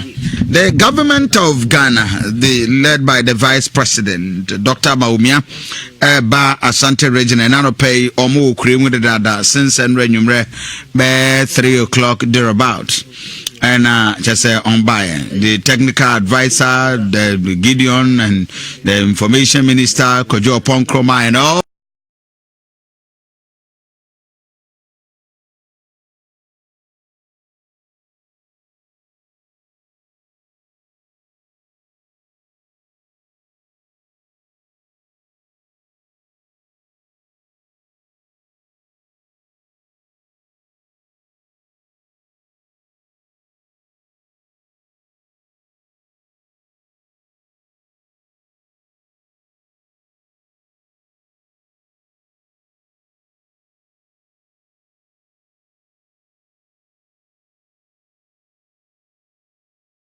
The lecturer will Kwame Nkrumah upon him and any or moba ababaya this public forum. Dr. Amache Boating Ewo Ahamaso, Dr. Aropei, Memwachi Benshire FM. Abushanfu na ho ye de. When your official invite Aropei Okwakotna first seat na wafi wani ahwe aban public forum ibiana. Definitely, you're registered a year into okay. Danyamia say will also be there. Now, public forum, from political understanding, Mampenida Kofabreson and me, People's Assembly and no be alcohol. Question among Fubisani say, why the need for Sanyama Winina for politicians? The most amateur at you. Obi bisa asenwe ya akwan bi so odi bisa sise enenu akwanya hudo bebre radio stations, television channels munina mugu omoso dimo omudi bia moka ho ndimra no mu bodaru ema omanma hu anamo abanti sensibi ekoso obabi na nsentrefo gidi se enkoyi pe omanma edo manu ku kakra bi nothing job for Maji, a bohun devil. And if you don't say, Obi said, okay, no, Obi that and some way in our Cosra, who here say, a bamboo for any or my ma, a shed that ejana, a who here. We know a quenya son, a bam penny for no ejana physically, your person. No one or my ma, a shiano 18 kutahon, a quenya womb, so my ma. And so it is bisa womo asimbia ombeso mbusebia opani kabam kabia mamunu enka mititu pa no the kwan say na dan ho adi na mra no mama dinya akom no mama eshi na omu dinkuta ho members of parliament mbenya na akom no omu mpisa sofo town hall meetings omu no omu sia physically no omu ti ho no omu dinkuta ho. Generally speaking, that kwanya we akwanya sonko a ema omanma enya kwan ni omanpanifo edinkuta ho sheda e de wo moso ntiase etuga me gidi se the government team no kachi ni ana we bi be ka ho a ni dia o ya ni documentation of in some way course no titi some be free omanma ho aba no ombetire ibetiti sanse ni na no kwa omonso ahwe said the yensam e dikwa na omofa no efiti nsam a ombuso no mu yehin na yenti eyi ano a ebia o te kwa tuwa na mo eji achi ekofe na idi hoduma the town hall meetings no akwanya sonko the ban ebre omanma so in a personal direct physical way the various assemblies that were Santa Regina Ebeba showcase na wa show abisa for more Facebook page we enra enumere you could take pictures of the event ground the city with my Facebook page and you follow us no who the so but Dr. Mache, would you say we bet me a change the understanding and the impression and I say Ghana force musi any impact on the ordinary Ghanaian, because a person will tell us, well, but me bottom so my personal life, so me who changes it will not do anything to them. You know, the communication skills are but about me the Babu. Now, the crepa ni say, sentiment, me just no one person will munya impact. One person in Kutahono.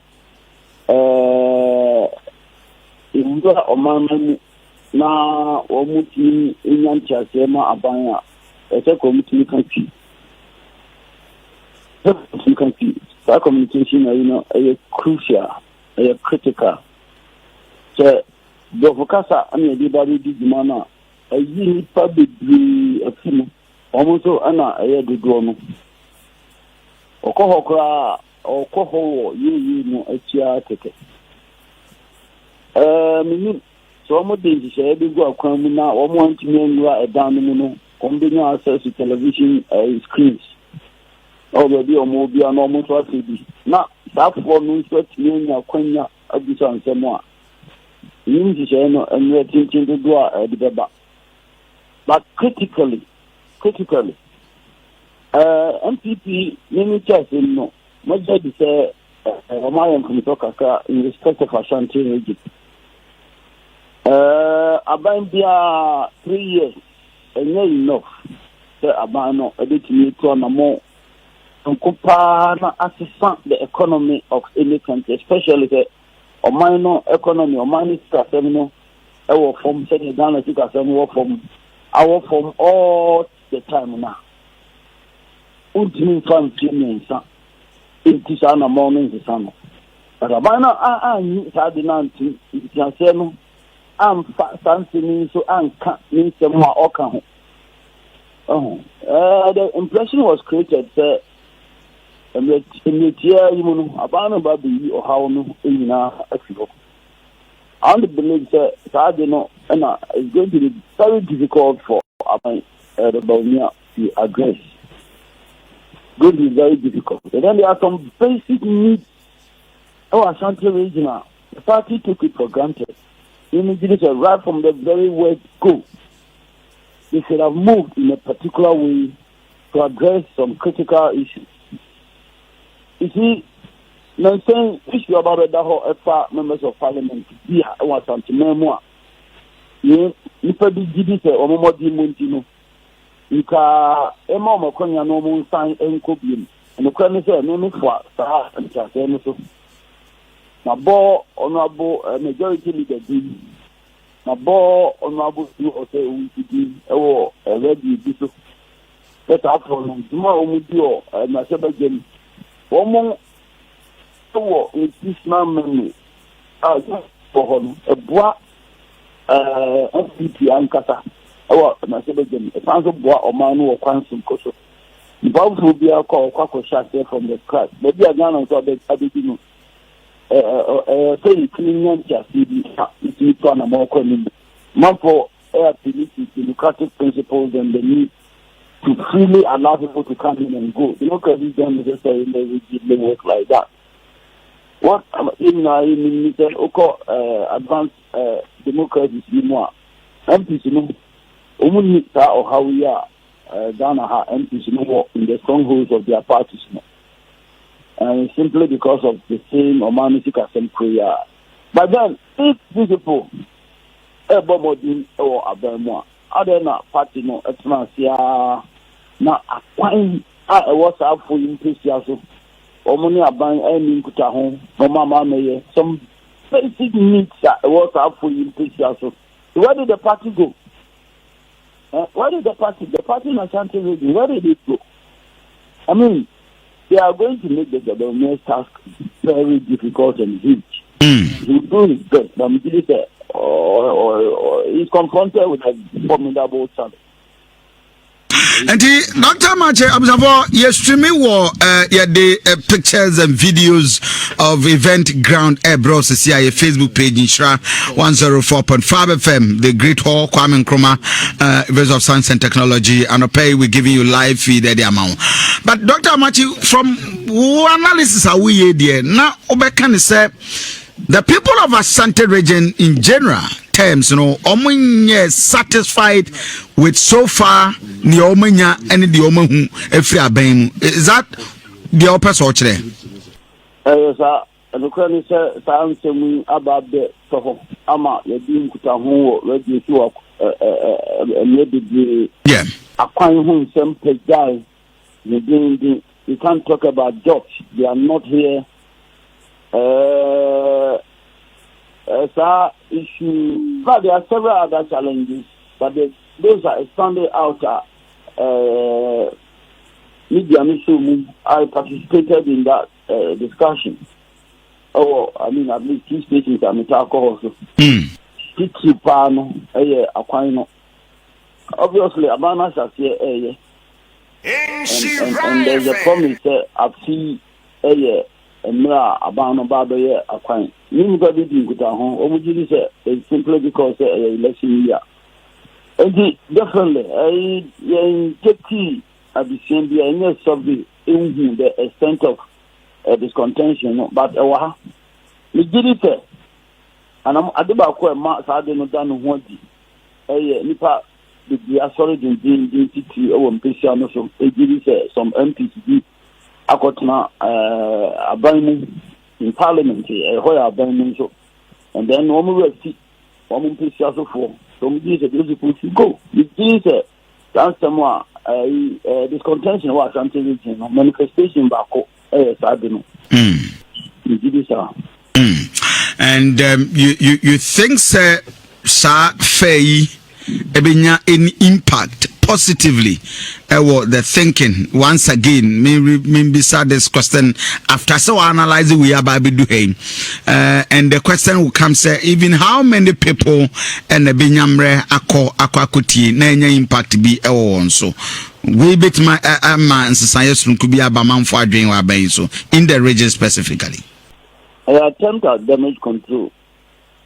Dr. Baumia is going to be very careful in choosing this word. I don't expect a significant impact, but definitely he will make some inroads.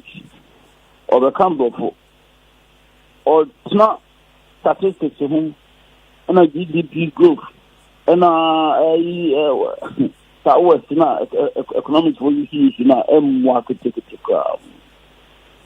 M1 nipa dodo a eni adwuma ada so eni adwuma omo sika sem ho adwuma omo diga ankranko omo ye omo adwuma omo kan hawa omano sika sem enya kra the challenges are there national me so Asante region ha and so it's a formidable challenge actually. And I don't know, these issues, free education as an argument will not address them.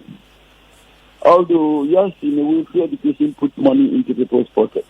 But somehow, it will not address concerns among forward. I think the party which is and farmer or other address even the road needs in Ashanti region. Abani chase. A chase. Papa. Wow.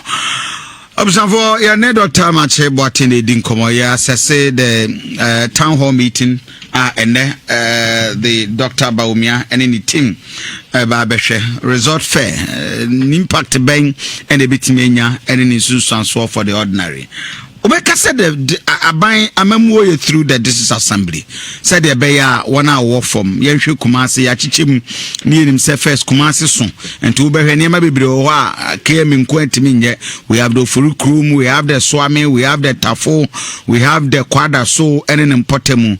Has it brought any changes to the lives of the Kumasi Asante region for and answer the metro Yankaza? This is no I conclude basically by one, resource availability. Omano esika omano wa yekin na making for account. And then 2, time is a factor. But the idea is how there you not be you not do ha ka eseka about ekuhana now basically amohare eba omanfos. Family you can smile fuel, of course, utility now that is basic issues are affecting every individual. But some you more expenditure after the cost room. Income to everything, especially more self-employed, income issues everything. Congestion in town. So could now pavement strategy to meet an amount for everything as anything. The entrepreneurial skills are and now done ready. Ultimately, now come and no so solid POKB, a teacher who must be as a government, another Danka Aban name Sanitary is captain pa or Santimani. The government will say a Twabama and now the Danka. If I do go to Manupano, it's a Santimani. Yeah. It's in 1992. MPP, about Apolina, Santiman, to Abama MPP, a chance of Ghana Mantambia. I'm a new code factory, it's a Santimani. And I don't hang out on Fafana over the years. That's all. Any monumental idea, Ghana Monia MPP, Santiman TV show MPP at Senate.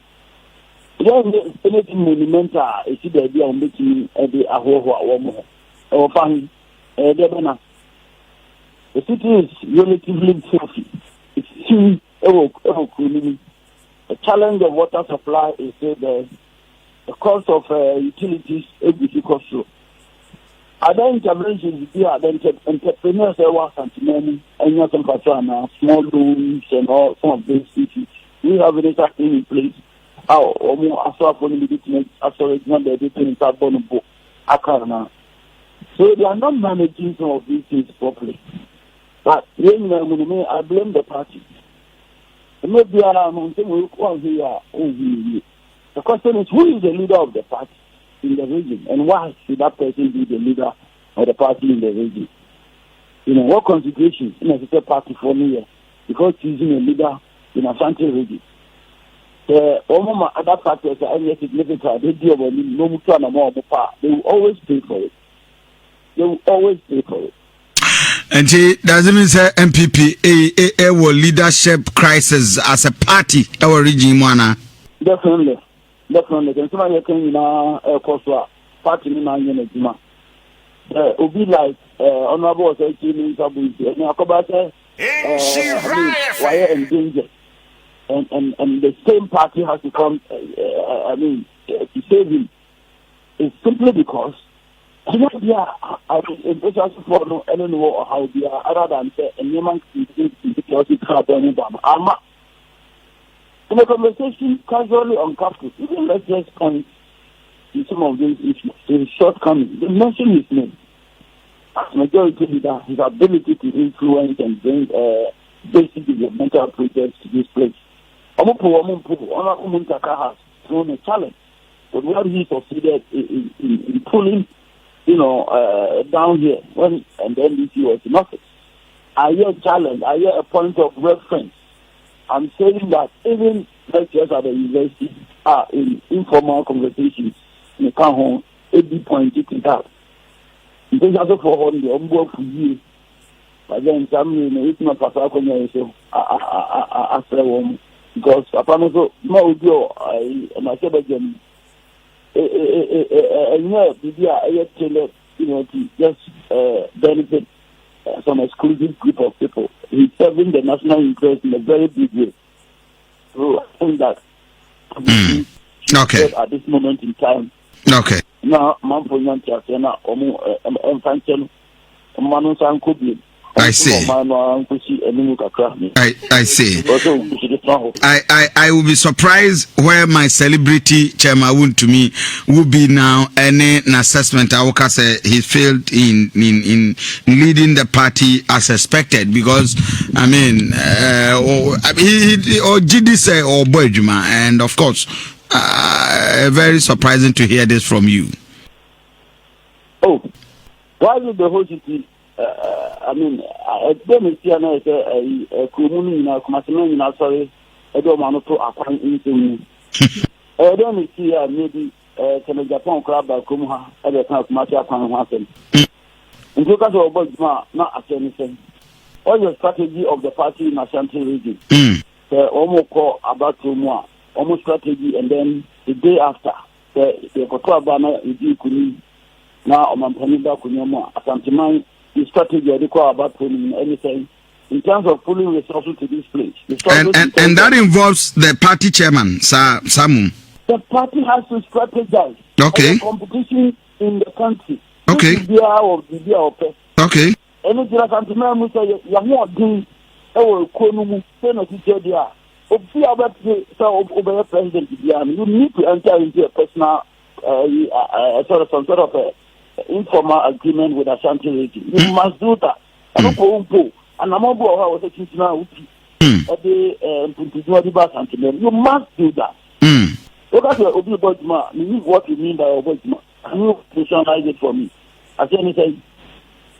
But I'm not saying it from my angle, but he will say he's a celebrity, and of course, our follower will be up and ask him.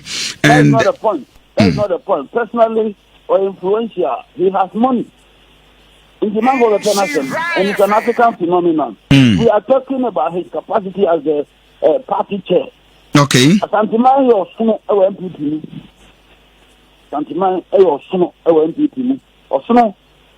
The Najana said the Etienne, Sana, Nadidio, Etienne.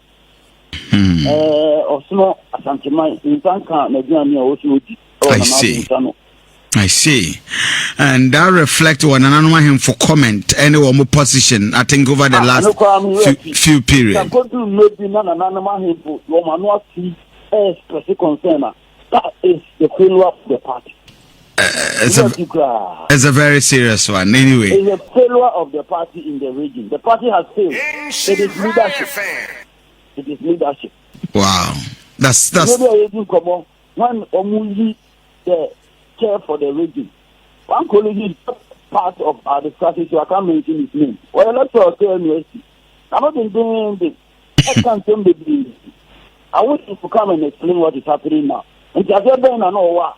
Or they take position now or this. Another one when we come to discuss issues, do people take position simply because they are on air and they should say something?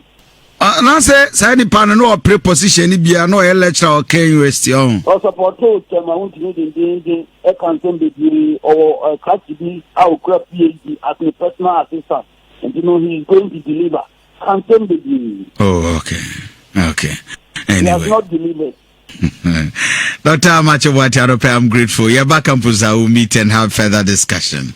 Bibini Abesat and Safro. 34 minutes past 7. We are analyzing and the town hall meeting and of course resort fair and Nanope Yabesha or Kwame Nkrumah upon him near the Hunkomo. Papa, and when you bring na or campus, so we set up now.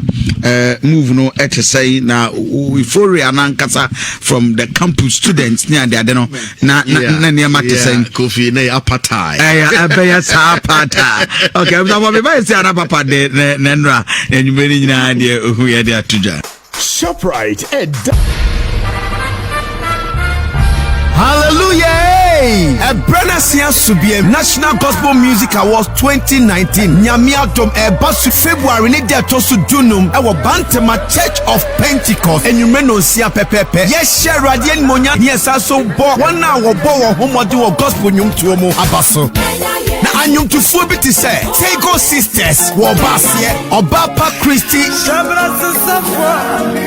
Reverend Dr. Abiam Ampoma Danso all the way from UK Reverend Graceman He is the light of the world. Onyami tumi na dom ebesane. Take it no 20 cedis advance and 30 cedis at the gate. Obenya take it maybe or Love FM any Nhyira FM ye feed haya. Poco Trading Abebi Express Dash Fashion Kumasi City Mall and also betimi afred 0242 828058. Na jumedie wana wade prayer global expert recovery. Osi trayan wakafo ni ebe dan wo kama. Wone Love FM any Nhyira FM and the jumedie bro. Brania mera de so na waso ma ye so no. Sponsors: Franco Trading Enterprise, Dutch Fashion, Empo Travel and Tour, Global Expert Recovery. Hallelujah! All praise to the Most High. The third edition of the National Gospel Music Awards is here. The Praise Edition. Come as believers, let's give thanks to the Almighty for a new year as we celebrate artists who deserve to be honored on the night. The night will be electrifying with performances from legendary gospel duo Tego Sisters, multiple award-winning Obapa Christy, Prophet Abiam Danso, all the way from the UK, Reverend Graceman, and many more. Rate is 20 cities in advance, 30 cities out the gate. Venue, Bantama Pentecost, the 18 Nete Temple. Date, 15 February 2020. Time is 6 p.m. Get your tickets at the Poco Trading Supermarket, Abebio Express, Dodge Fashion, Kumasi Mall. For tickets reservations, call 0242-828058. This event is brought to you by Global Expert Recovery Limited. Come and let's give thanks to the Most High, for He alone is worthy of our praise. The National Gospel Music Awards, rewarding excellence. Sponsors: Franco Trading Enterprise, Dutch Fashion, Empo Travel and Tour, Global Expert Recovery Limited. Hey, what's up, people? Your boy Kim Promise, yo, Kumasi, your boy's coming through on the 14th of February, Valentine's Day. It's a love affair with Kim Promise and the legend for Ramponsan. We're about to have a beautiful time. It will be on Fana Dofumbra on the 14th, Valentine's Day. We're about to have a great time. I can't wait to see you guys get your tickets. Ratri Park Poolside. Across the live, your boy Kim Promise. One love. Yeah. My name is Mr. Al for real. On the 14th of February, I love night. Me walk Kumasi Ratri Park. I be butu poolside hono. Ebe she because live band with Love FM and the Nhyira FM backing us. Kim Promise is on the bill. You watch out because ebe Yeah. My name is Mr. Al for real. On the 14th of February, I love night. Me walk Kumasi Ratri Park. I be butu poolside hono. Ebe she because live band with Love FM and the Nhyira FM backing us. Kim Promise is on the bill. You watch out because ebe Yeah. My name is Mr. Al for real. On the 14th of February, I love night. Me walk Kumasi Ratri Park. I be butu poolside hono. Ebe she because live band with Love FM and the Nhyira FM backing us. Kim Promise is on the bill. You watch out because ebe Yeah. My name is Mr. Al for real. On the 14th of February, I love night. Me walk Kumasi Ratri Park. I be butu poolside hono. Ebe she because live band with Love FM and the Nhyira FM backing us. Kim Promise is on the bill. You watch out because ebe Yeah. My name is Mr. Al for real. On the 14th of February, I love night. Me walk Kumasi Ratri Park. I be butu poolside hono. Ebe she because live band with Love FM and the Nhyira FM backing us. Kim Promise is on the bill. You watch out because ebe This Valentine, Rotary Park and Love 99.5 FM present Love Affair. Love Affair. An exclusive laugh party featuring Ken Promise, Euphoria Ponta,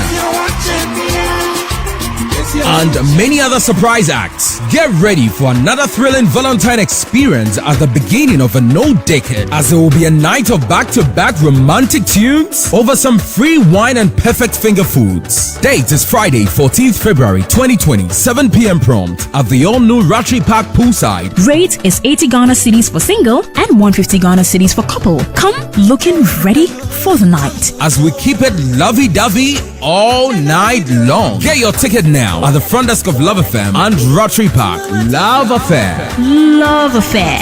Love leads.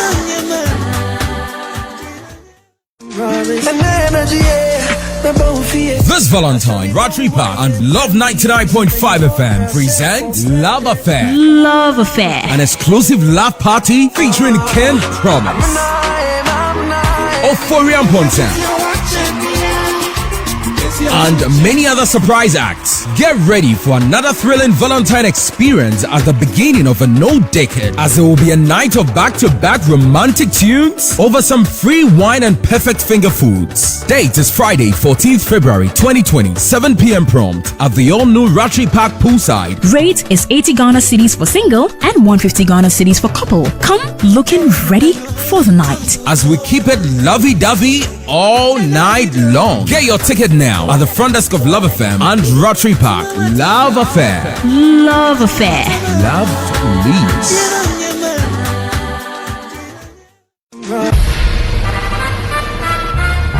Hallelujah! A Brenasia Subie National Gospel Music Awards 2019. Nyamiatom Basu February ne dia tosu dunum ewo Bantama Church of Pentecost. Enyumeno sia pepepe. Yes, share radien monya yesa so bo wana wo bo wo homode wo gospel nyum tuomo abaso. Na anyum tufuo bi ti say Tego Sisters wo basie Obapa Christy Reverend Dr. Abiam Ampoma Danso all the way from UK. Reverend Graceman. He is the light of the world. Onyami tumi na dom ebesane. Take it no 20 cedis advance and 30 cedis at the gate. Obenya take it maybe or Love FM any Nhyira FM ye fidiem haya. Pocket Trading Abebi Express, Dash Fashion Kumasi City Mall. And also betimi afred 0242 828058. Na jumedie wona wode prayer global expert recovery. Osi trayan wakafo ne bedan wo kama. Woni Love FM any Nhyira FM and the jumedie bro. Brania mera de so no was wo ma ye so no. Sponsors: Franco Trading Enterprise, Dutch Fashion, and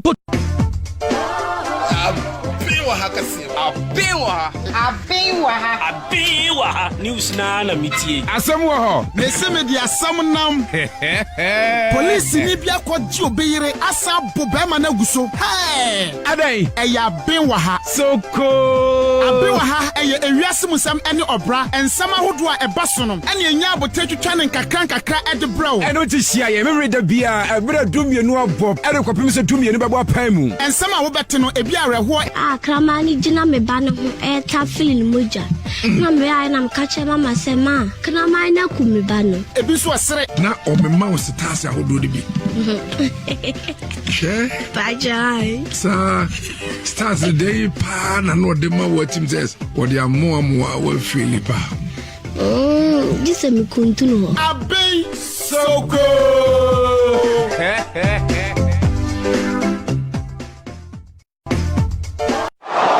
your number one Akan radio station in Nhyira 104.5 FM at the most educative radio sports show at the Ebramo Efri Ejuada Ekosi Memeda na Ejuada Ekosi Fiada anope bia ebono nsia pa husima aduana ekosi nonso a yato ne din Premier Sports sanso ene ewia yetena se biem anopa nonkono ebo pa husima aduana ekosi ewia dumienu anoso yato ne din Power Sports na fe no miensa ekosi no 9 eno so yato ne din Playoff na ye de Memeda de no so e de asomo so don hwere miensa ena Memeda bia yetena se free anopa no nkono ekosi awia dumienu dwumadie ho chiame nsam no de nyina ne yabo no aye de eba e dwumadie me de bright kan kambodu kwabena oben afie OB twice happen under Jose, this can't happen under Carlo, this can't happen under Pep. Bismarck also bempa Ayala. The motive of Ghana football, I need a bigger interest, and I say, Bonnie, Christian, I do say, what is on the premise in Chelsea, just the boss was that is on Kobe. Yes, I'm on an Nsem Ebana Andy Casillas, Real Madrid against FC Barcelona, and then a Najman. Pomodia said the Bia or Mrs. Our program way, now the global show. Kuro Yi Mu Nsem.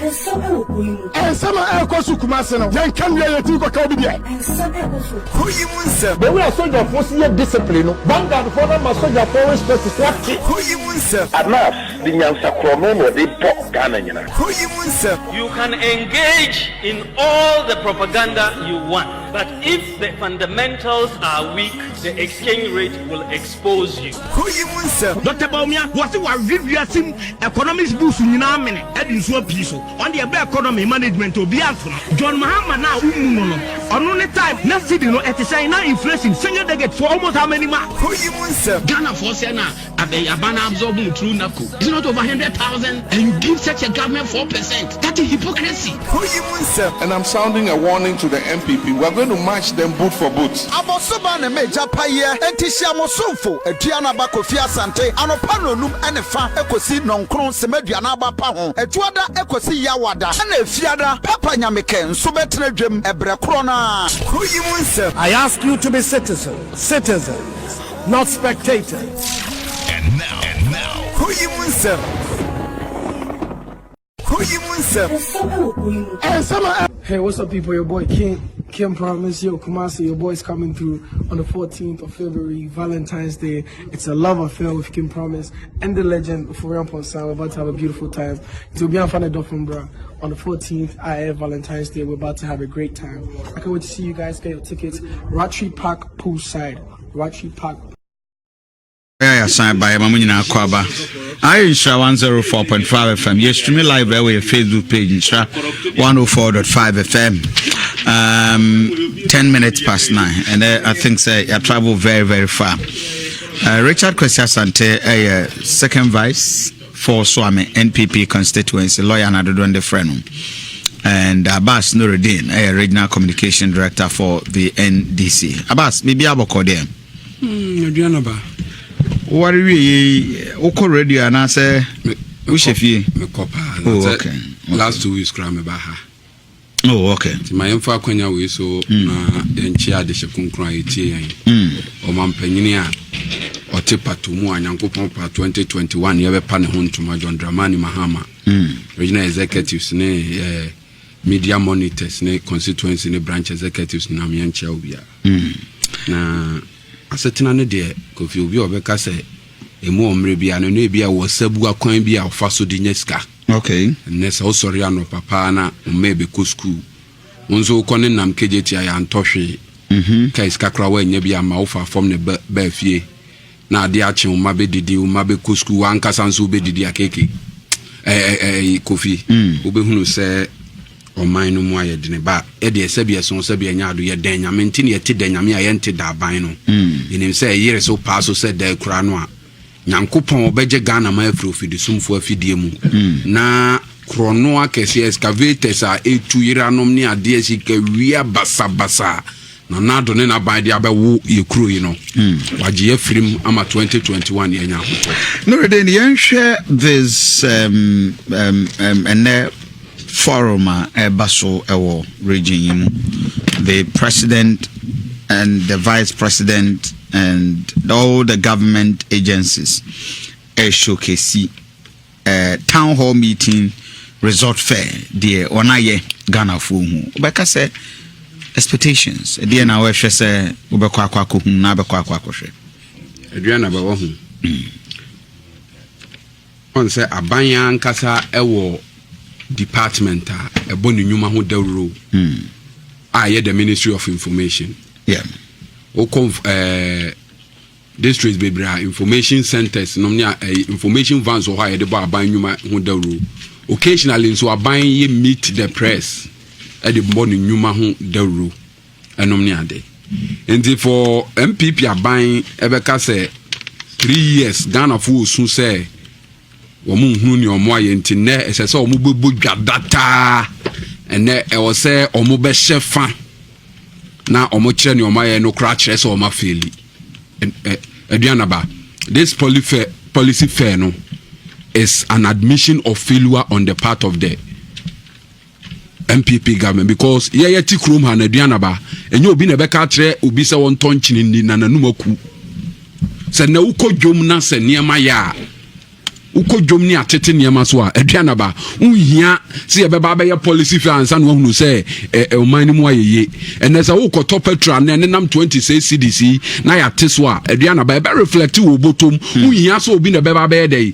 obi na beba be ka kire dollar ene akakra na dru CDC ene ukose sebia ukoni ateso a wa obehu so oman na ye dey ekoyie enti se abai bi beba obeka se ni dwumadi a wadie no obepa ho ntoma yes me in time pass any American oban ankasa wo department a eboni nwuma ho dawro enti aban ne kasa okọ extra mile aye bibi sronko e de abo ni nwuma ho dawro aduan na chese asem ho na me de aduan abade a mesuro ade we aye no ha yi ye wie na ye ka ho ka kire wa aduan aba wan hwe aye de soa we bebu kun ade no omo ye no ha ya ne shepa 125 ministers obi abedwa and obi aba o de laptop aba and obi abeda hotel petrol ya shifrin kran aduan aba sika enkwan dewa amanvo be sawa ade we ho no aduan aba ye de yekumase akwan ni bi kura ye de eyeye na me hwe eye bana no na me hunu se owura ono no ebedi ade nanimu apa ho ntoma no eye Dr. Baumia the vice na eye Dr. Baumia na yenim no anase Dr. Baumia fufuro bi Aduanaba. How many Baumia do you know?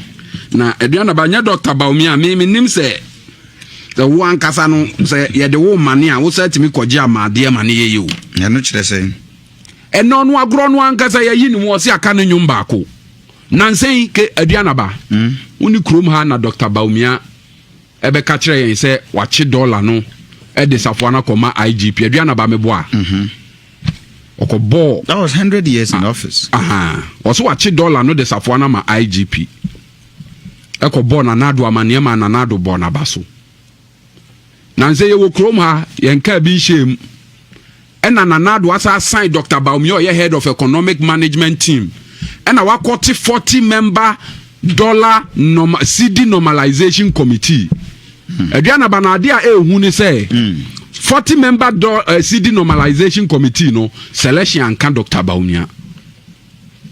Baumia na was so yes amman sikasemu nyansabo akwa no enne ono ane boss na nado kranka say ayedai eyi ni totwene wo agro no yayi wo so aka onyo baako na media ha mene say ade bia ekoso a ajojo ne animunyam nim no Dr. Baumia ne ma ne ye na nado yesi anwumo de no yete no ni wura no wo na wuti koda ballot so oni ato aba ma o se president enti wo so wa ye bibia free education asamba na wo kokan wa na wo kogina ho je ho fans adenti na ne monya hwe makopia Dr. Baumia bia wo meka ne ni natem anya eba critical animguase mfata kaniba Dr. Baumia hweye. Is it the first time aban bi emiti the this is not the first time. No na make catch on my catch say your administration you did. No, no na make say there are government projects are routinely no bo abanyuma ho dawro we no say ni omasi ato ni din no omasi su bi mada o almost say the policy fair and as achievement town hall meeting and result fair ebi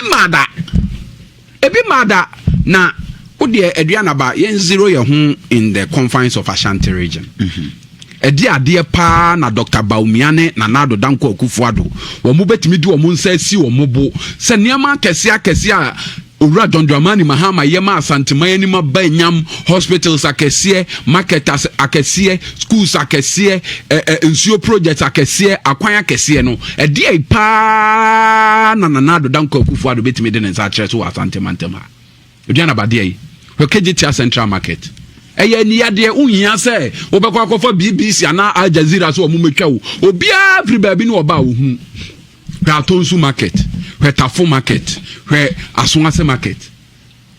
Aduana ba. Hwɛ hospitals akɛse a na aban na gyae ama na ka nwuram ɛna asantema yɛ krado tie Dr. Baumi ɔmebu ho akonta. Hospitals akɛse a ɔmampanyini John Dramani Mahama hyɛ ase ɔmagya ama na ka nwuram no ɛna ɔmo mebu ho akonta. Na asɛm wɔ ede bi ameka. Wɔn me sɛ nya na ado danko akufo ado anka me nim sɛ wonni veranda wutumi yɛn adoe ma ne yie. Obi a waba wonsi school dan wo so the free education aba. Ɛna Asante region na waba no. Nyankopɔn edem owura John Dramani Mahama bedi ade no. The secondary schools no a osie no a na mo se esinwuram no. Aduana ba wonim sɛ within this short period no enkwala maako 35,000 afam. Adudama wonim sɛ first batch awia ma omo beko university ko. Adudama secondary school no. And the double track ne kura ne yɛde nkwala be 1,500 na akogum wo. Aduana ba be 3,500 nso atimi awie dada. Ukwado be rank kwala be 5,000 aso kore mampon kwala be 5,000 oyoko bosomtwe kwan mu dwaso banka nkwala be 4,000 office osio so nkwala be 3,000 o mampanyini bia ba be si school ama ne nkwala nya bi ko wo se wa mobra wo ba wo nya hwi edan pie ba akokra wo si ye no wo se wo na man to nyo to the government in si school dan bia school by na ban one kasa si wo you think so? One see school bia there are many infrastructure facilities are open. Ediana ba on say at the various places. NDC ye ba ban mu no aye CC schools ni na no ne say ye expansion. Okay. Ewo ukọ ba bia you see assembly hall, girls dormitory, boys dormitory enom ni ade. Ba ne ye hu ne say no eye fia te say dweba shoe. Je hu hia se ye be bo ho dawuro. Projects akese no na ye bo ho dawuro. Wo ho aduana. Omo wi omo program ne na acha ya wada NDC Ashanti region yanso be respondo na uhu atro responding to what? We are going to respond to the lies. The lies of what? Typical example aduana ba government aye fair. What meba aduana. Who said there was no even need to respond for what? What the typical example abane so aye one district one factory wa Ashanti region. One district one factory na wa Ashanti region e bi mo ba no mo me atiase say district bia mu be si factory no chia waduana ba enye sa na omo kan omo koye chat e de beto ho enne ye wo no makofa Dako farms abase Dako farms one district one factory nti no omo ko ka Dako farms say one district one factory o achievement no Dako farms MPP for na ye aduana ba obibini black man shas ye ensa wo krom ha enne omo say one district one factory obibini black man MPP for na ye aduana ba Unij fashions Unij a awo kroma maami anyankopon ahira no a wono watete mabunu aboa ama asantema nipa bebre anya adwuma ya wono na Unij adwuma na ye one district one factory aduana ba uka bosomtwe Boston North factory bi wo ho 2014 national best farmer owo Ghana ha no on the sa factory no 2014 and MPP for say one district one factory aduana ba so no don ra ebi nya dai ebi nwo enti na aduana ba de ye hwehwe ne say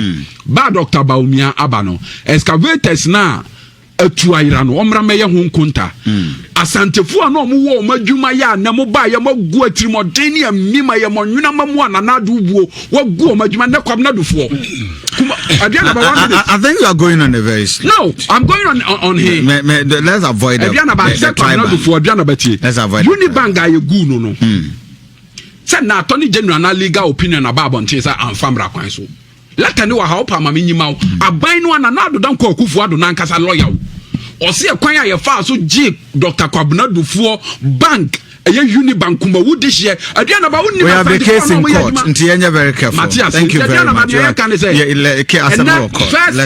first allied for o ma send press panic button am o musika kamu no micro savings and loans ni ade o musika nyina kamu but no ready me know her first allied say omunya this panic withdrawal ni that say na chewu na nche aduana and maybe the for do na we calling on us even before the last announcement that came first allied they were having serious challenges savings aduana ba obi okroma let's aduana ba obi okroma o say the savings and loans yes what they call 1 million Ghana cedis and also okay makofa sika na ba sika ni monye o mo say yanyi sika no wadwuma no an ye be de ye bu Mamintio. Yeah, Kofi. Peja microphone.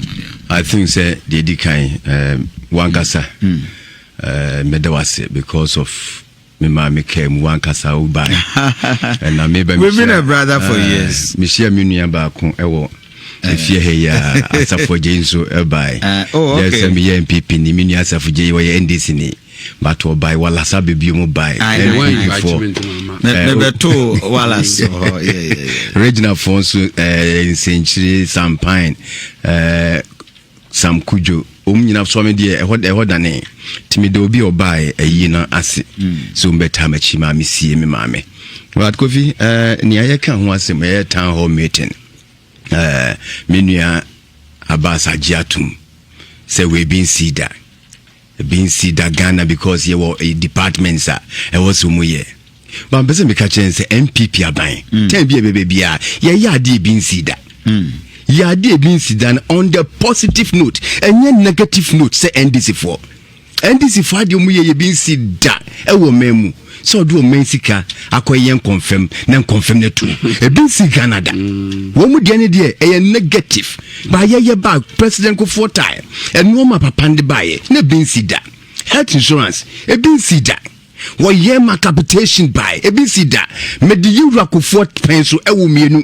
Sabre na wo ayese fa wo oba no yere fa mu ko nhwa first one me boa me ho pebosia akra tumbutum minim se yanom o mu sade no ene ne meira ko wo e wo se mi peska ko ye wie na sika jem se abrante o monko na emum deto ene yisu kakra no kra 5 cities opa boaye that time adia MPP be ye bia no e bin si Ghana da enti wo ka se town hall meeting bin si da mene ne ya adwese bin si da but ye yenye mu de ne be so na na do ba ye enoma hodo a wo ye mu bin si da ye ka se di free se chese ba ya bas mo tena radio so ye ra John Mama transe kan se enye ye John Mama crowd we can was see better the next 20 years say be year answer na ye by the next 20 years enu na na do buy within the first second year and na the new operational ya Ghana for who say na na do sheba with this so eno nanchen ye di buy ye en crane doson ye ko fa double track buy and this 4 buy ye almost montiase John Mama so obo be review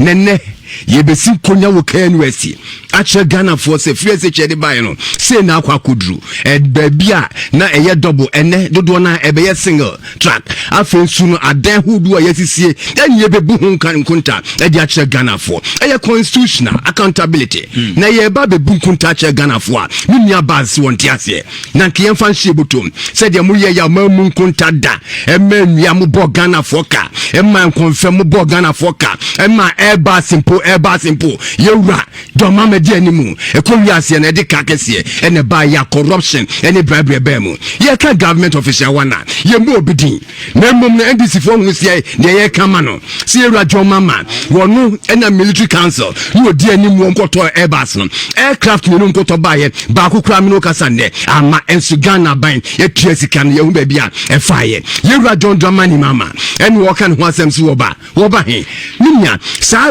aircraft on the buy crown paid the original price crown now around $22 million.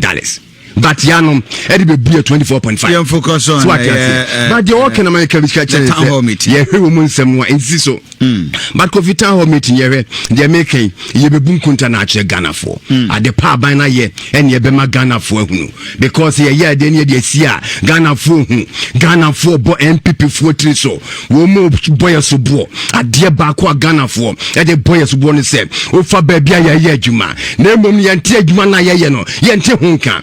Timi modjuma no hodaru eno ni a problem ni asi nkonya ni ama Ghana fo modjuma ya abas wonti ase last 2 weeks mi ko aye wo eduma kase kase na minim se ho kwan e kwa akosi wa wasna ze fo no e chen e hoi kwan ni kama papa wo ma ye kwan ni nyina and then member tech kwan so ye ba ye hu ni ye wo ho ye hu bia pan bantima adoato e ho de ye wo ho ni asi ye be kire Ghana fo bia se bibia won ko eduma kase kase da ye be kan chen se wo ni ye ne ho ya we were also on tiasie nimnya enye domba kan be so ye fanto nchen ni wo kan one district one factory wo sambo ekwa hudu bidin de me kai bako eye unij wo kan ho asem na me was secondary school around 1989 to 1994 nimnya ma ba wo kan ho asem na dodo na no ma yo pam no dodo na ni nim se frɛ no top and a brown sasa brown kake brown and na different from a brown so that time that time down ne buy and two kasemami odin no problem de to no na wo odin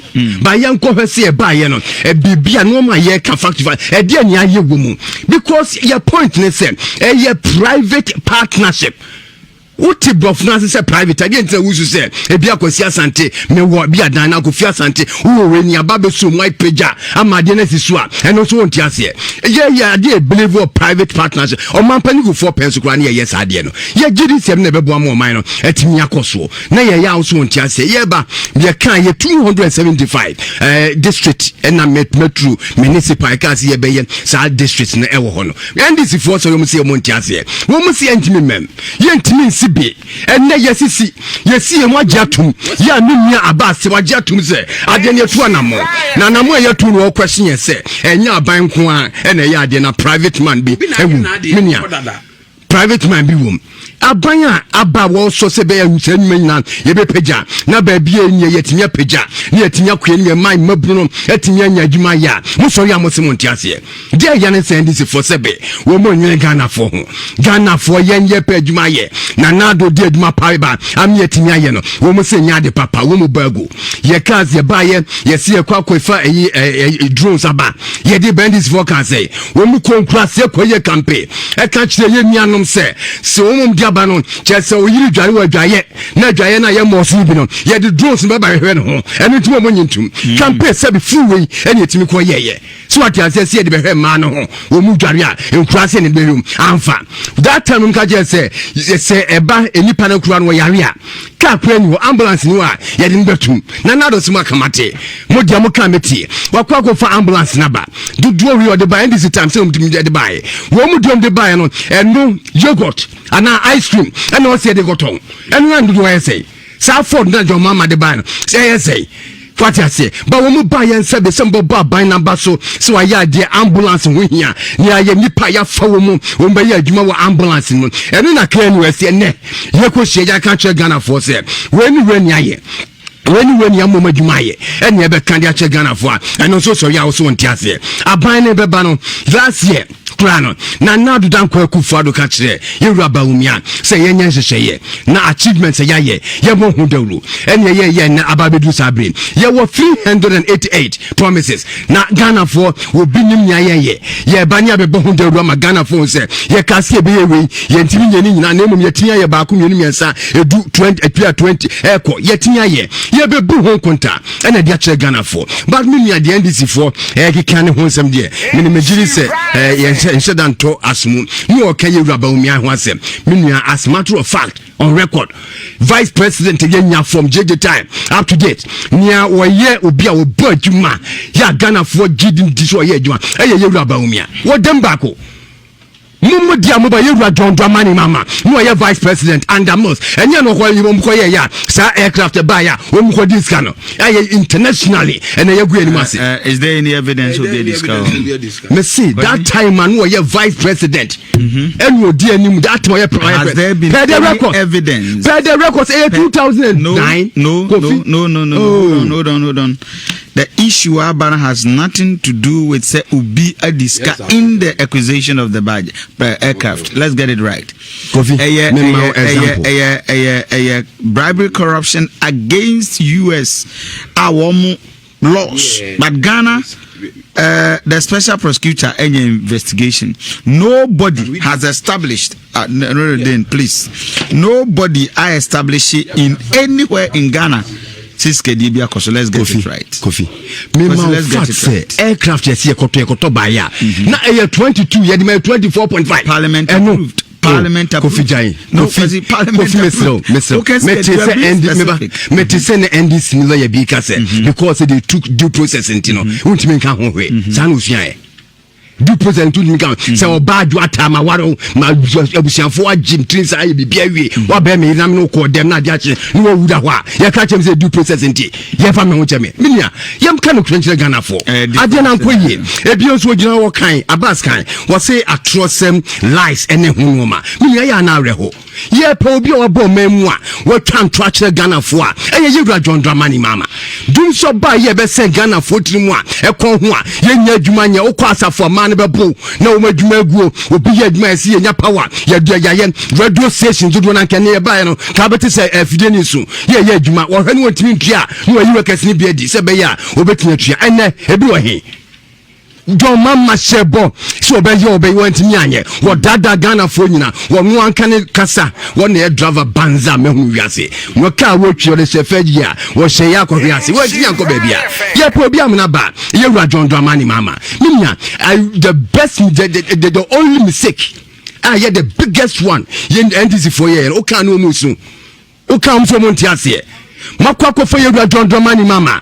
Obi asabi na mamu ankoye. Ya pamono. Ne time Ghana for nya dwumanye. Obi akabitiano. Makwako fanso na media nimu. E na ye bebe jinu. Enoma ya nya admamo boni obebu ya Ghana for kayo. Ni percent komudo bi froba. Ni ehu se yewura na nadu dan kwaku fuado. Wantimi anya enkenipa wo ba no. Enka resemu nimu. Enye we back to back tan. Enkobesie we. Minya enya de beboaye. Ghana for hodwuma. MPP for aye omutachire. Eni bebu nkonta e dia kire Ghana for no hunia ya yepa. Me da se Nuriden yenwi na yenhwe a few other. Aduana ba won say edi ba ko a MPP fu suro ete se de abaifo suro Nyankopon dinu no e John Dramani Mahama.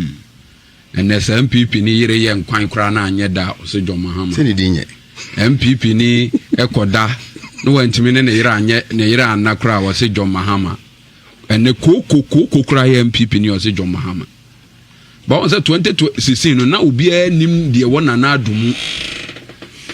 Na no me ko ba bia me ko kasa na abere wa possible so te John Mahama say na Akufo-Addo ya na ye kana asem woni ana se Akufo-Addo fufuro bi wo ba bia oba. Na mse na woni o. Na ozi nti ye kodi na ne body betiri.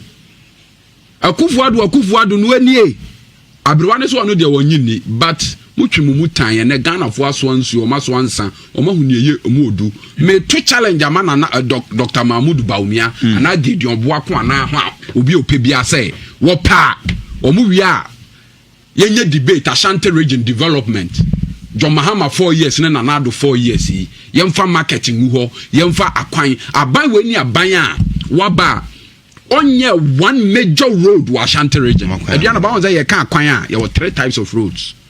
You feeder road say ekwan ye gravel ye de abosin eguso ne ye wo urban road say ye asphalt kwan and ye wo highways no say wo je kwan bia to ho say wo ye from scratch Ediana ba obi a wa ye kwan da bia nim say wo sha ase say wo ye kwan a ekwan no say ye shape ya wo be shape no wa form o form a no grade kwan no o grade kwan na no wa gravel kwan no o gravel kwan na afi na wo sha ase seal first seal second seal and na the asphalt aye da beguso Yewra John Mahama time akwani akese na edini a obi antimi nya wa Ashanti region ha otakere ye ebeni de John Mahama Mills eye bekwai New Adubiase Yamransa Junction a same plus so first class road is one of the best roads that was under Prof Mills no your vice president oh okay but Oko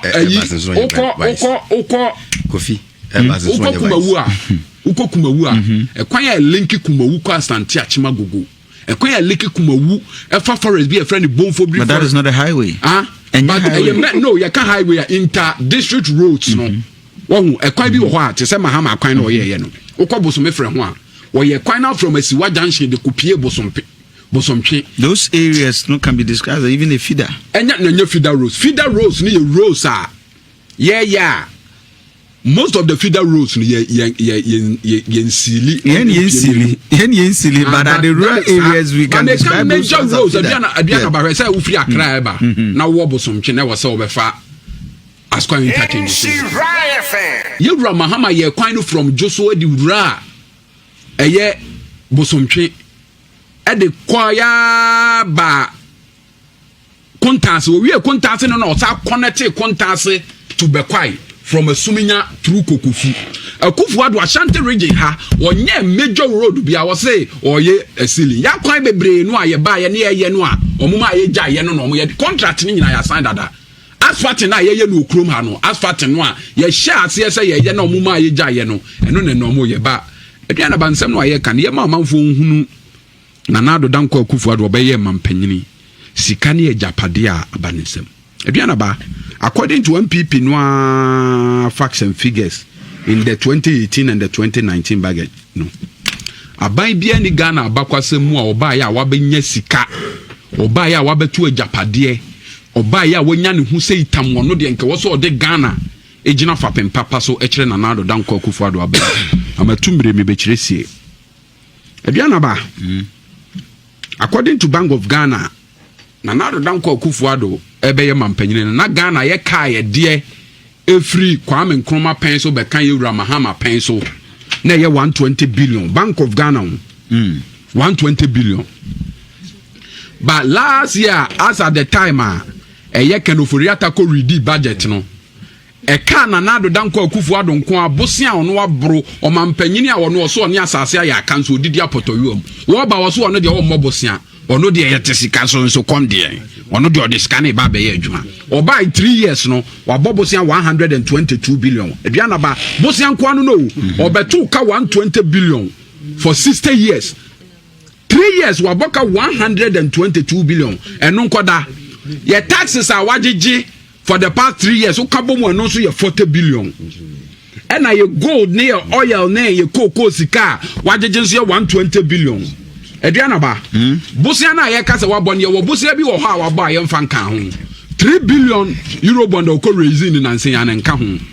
Sino Hydro 2 billion so nka ho. O de be ka ho a o mampanyine Nanado Danko Akufo-Addo be ye mampanyine mfie miensan sika aba ne nsam close to 300 billion Ghana cedis. A car buy a net down for 60 years, 120 billion. Budget omo ye almost sika omo dia Ghana for bottom through free education and omni ade 12 billion. Aduanaba. Sika be 159 billion na aka no de ne de aye. E de pa na abai we ni abai a hunhunu say wo ba wo ye mpuntu nyuma chenchirenche bia wo. And Nesika no ya de groom medamase. They say yes planting for food and jobs Aduanaba. Fertilizer mako $12 million aira Aduanaba. Beboa Aduanaba kan fertilizer 12 million Ghana cedis aye de aira. Na Dr. Baumia na asemba ko aye be pese obechirechire mu ye na obi ate ne ho ase ne say. PDS deal no aye ba ye no Aduanaba. Wonim say na ewo mu say bank guarantee ni insurance guarantee ni a condition precedent. Condition precedent and they say say wo mo amfa sa bank guarantee and insurance guarantee na ma yemfa ECG adwuma ko ne nyadai emma won.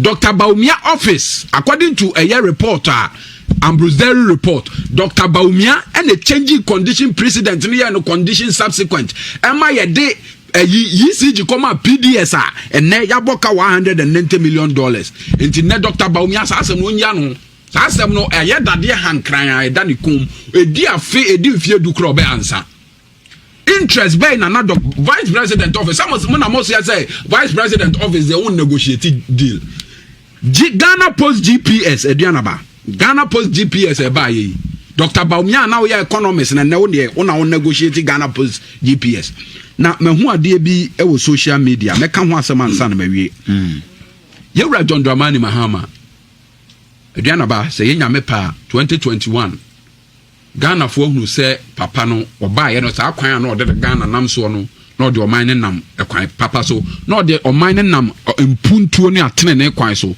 enti nya mepa 2021 dodo no aye krado say beto aba ma no biu enu nti na nkofo wei epese ekofa nkekan wa bi edebeke ba wo ye de ya nyankopon adware na ma ne ho afi enya ye na Aduanaba ede yi na ne Yewura John Dramani Mahama ba wo de ba say the free technical education from SHS to tertiary Aduanaba one will say or maybe a tumpo we are saying I'm sorry Nyame admit now we'll get a time that you talk about what John Dramani Mahama because as anti we ne enko na metam na so na enko enko ye dwuma foforo because me minti o yeah Kofi nia meka e dia to aso ne se wo hwe se nia menua isikan ya o kan corruption na mka so be kan dia ka ho because se bia na mempe obi o ye argument one sided what can PDS I know say he knows the position of the law anya shekura we have two terms in law yeah you warranty in your condition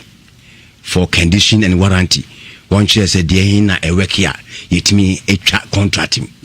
So what he knows it. But ya na politics and minia. Ya na kata. Ya na kata manfueni. Ya when you clear war pa and so on just to defend his party and warrior. But ye can't abanya waba will be a wagana. Ehu sabanya wabon humodin.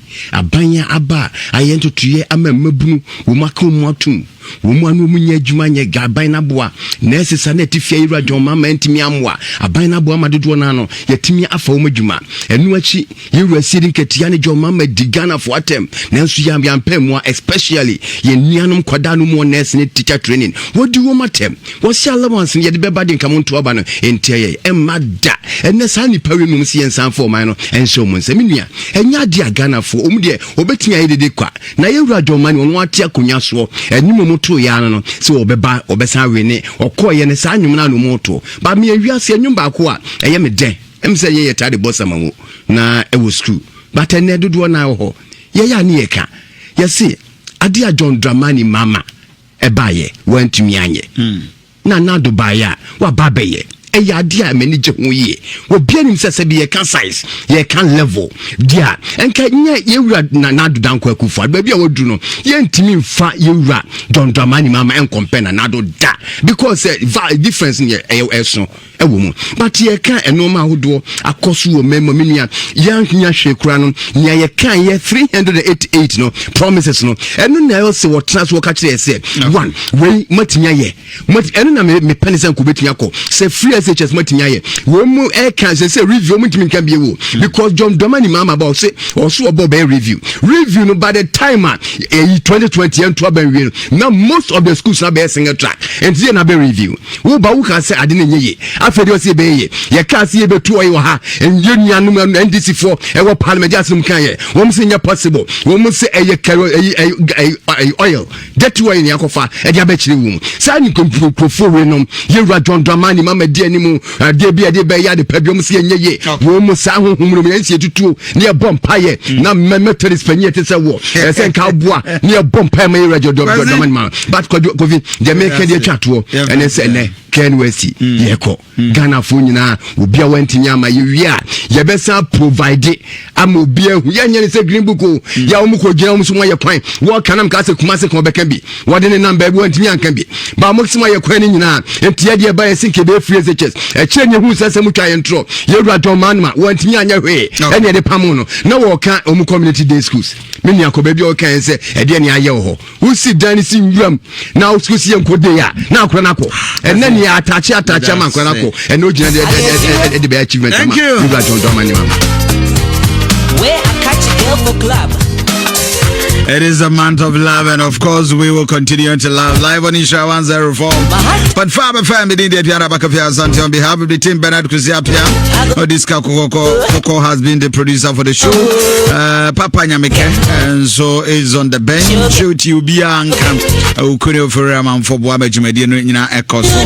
Namia Domoa on the 15th, first of all, 14th, Valentine's Day. You'll be hearing the Furam Ponsan Rock and our Ratri Park with all the wonderful guys in there.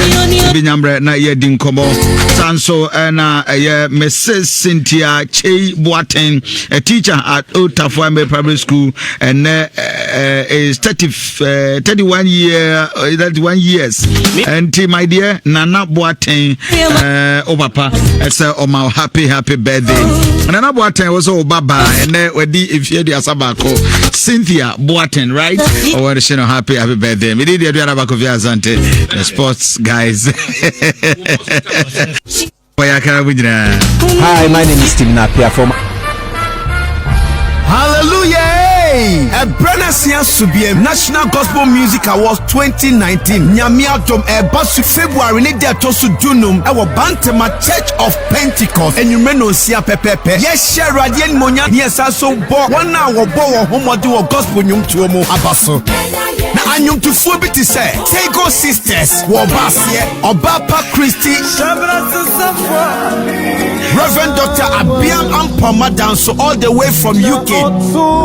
Reverend Graceman. He is the light of the world. onyame tumi na dom ebesane. Ticket no eye 20 cedis advance and eye 30 cedis at the gate. Obenya ticket ni bi o Love FM any Nhyira FM ye fidiem haya. Poco Trading Abebi Express, Dash Fashion Kumasi City Mall. And also betumi afred 0242 828058. Na jumedie wona wode prayer eye global expert recovery. Osi trayan wakafo ne bedan wo kama. Woni Love FM any Nhyira FM and the jumedie bro. Brania merade so no so ma ye so no. Erade ma tefo eba tamfo ne so. Ma yen san share erade moyam. Sponsors: Franco Trading Enterprise, Dutch Fashion, Empo Travel and Tour, Global Expert Recovery Limited. Hallelujah! All praise to the Most High. The third edition of the National Gospel Music Awards is here. The Praise Edition. Come as believers, let's give thanks to the Almighty for a new year as we celebrate artists who deserve to be honored on the night. The night will be electrifying with performances from legendary gospel duo Tego Sisters, multiple award-winning Obapa Christie, Prophet Abiam Danso, all the way from the UK, Reverend Graceman, and many more. Rate is 20 cities in advance, 30 cities out the gate. Venue, Bantama Pentecost, the 18 Nete Temple. Date, 15 February 20.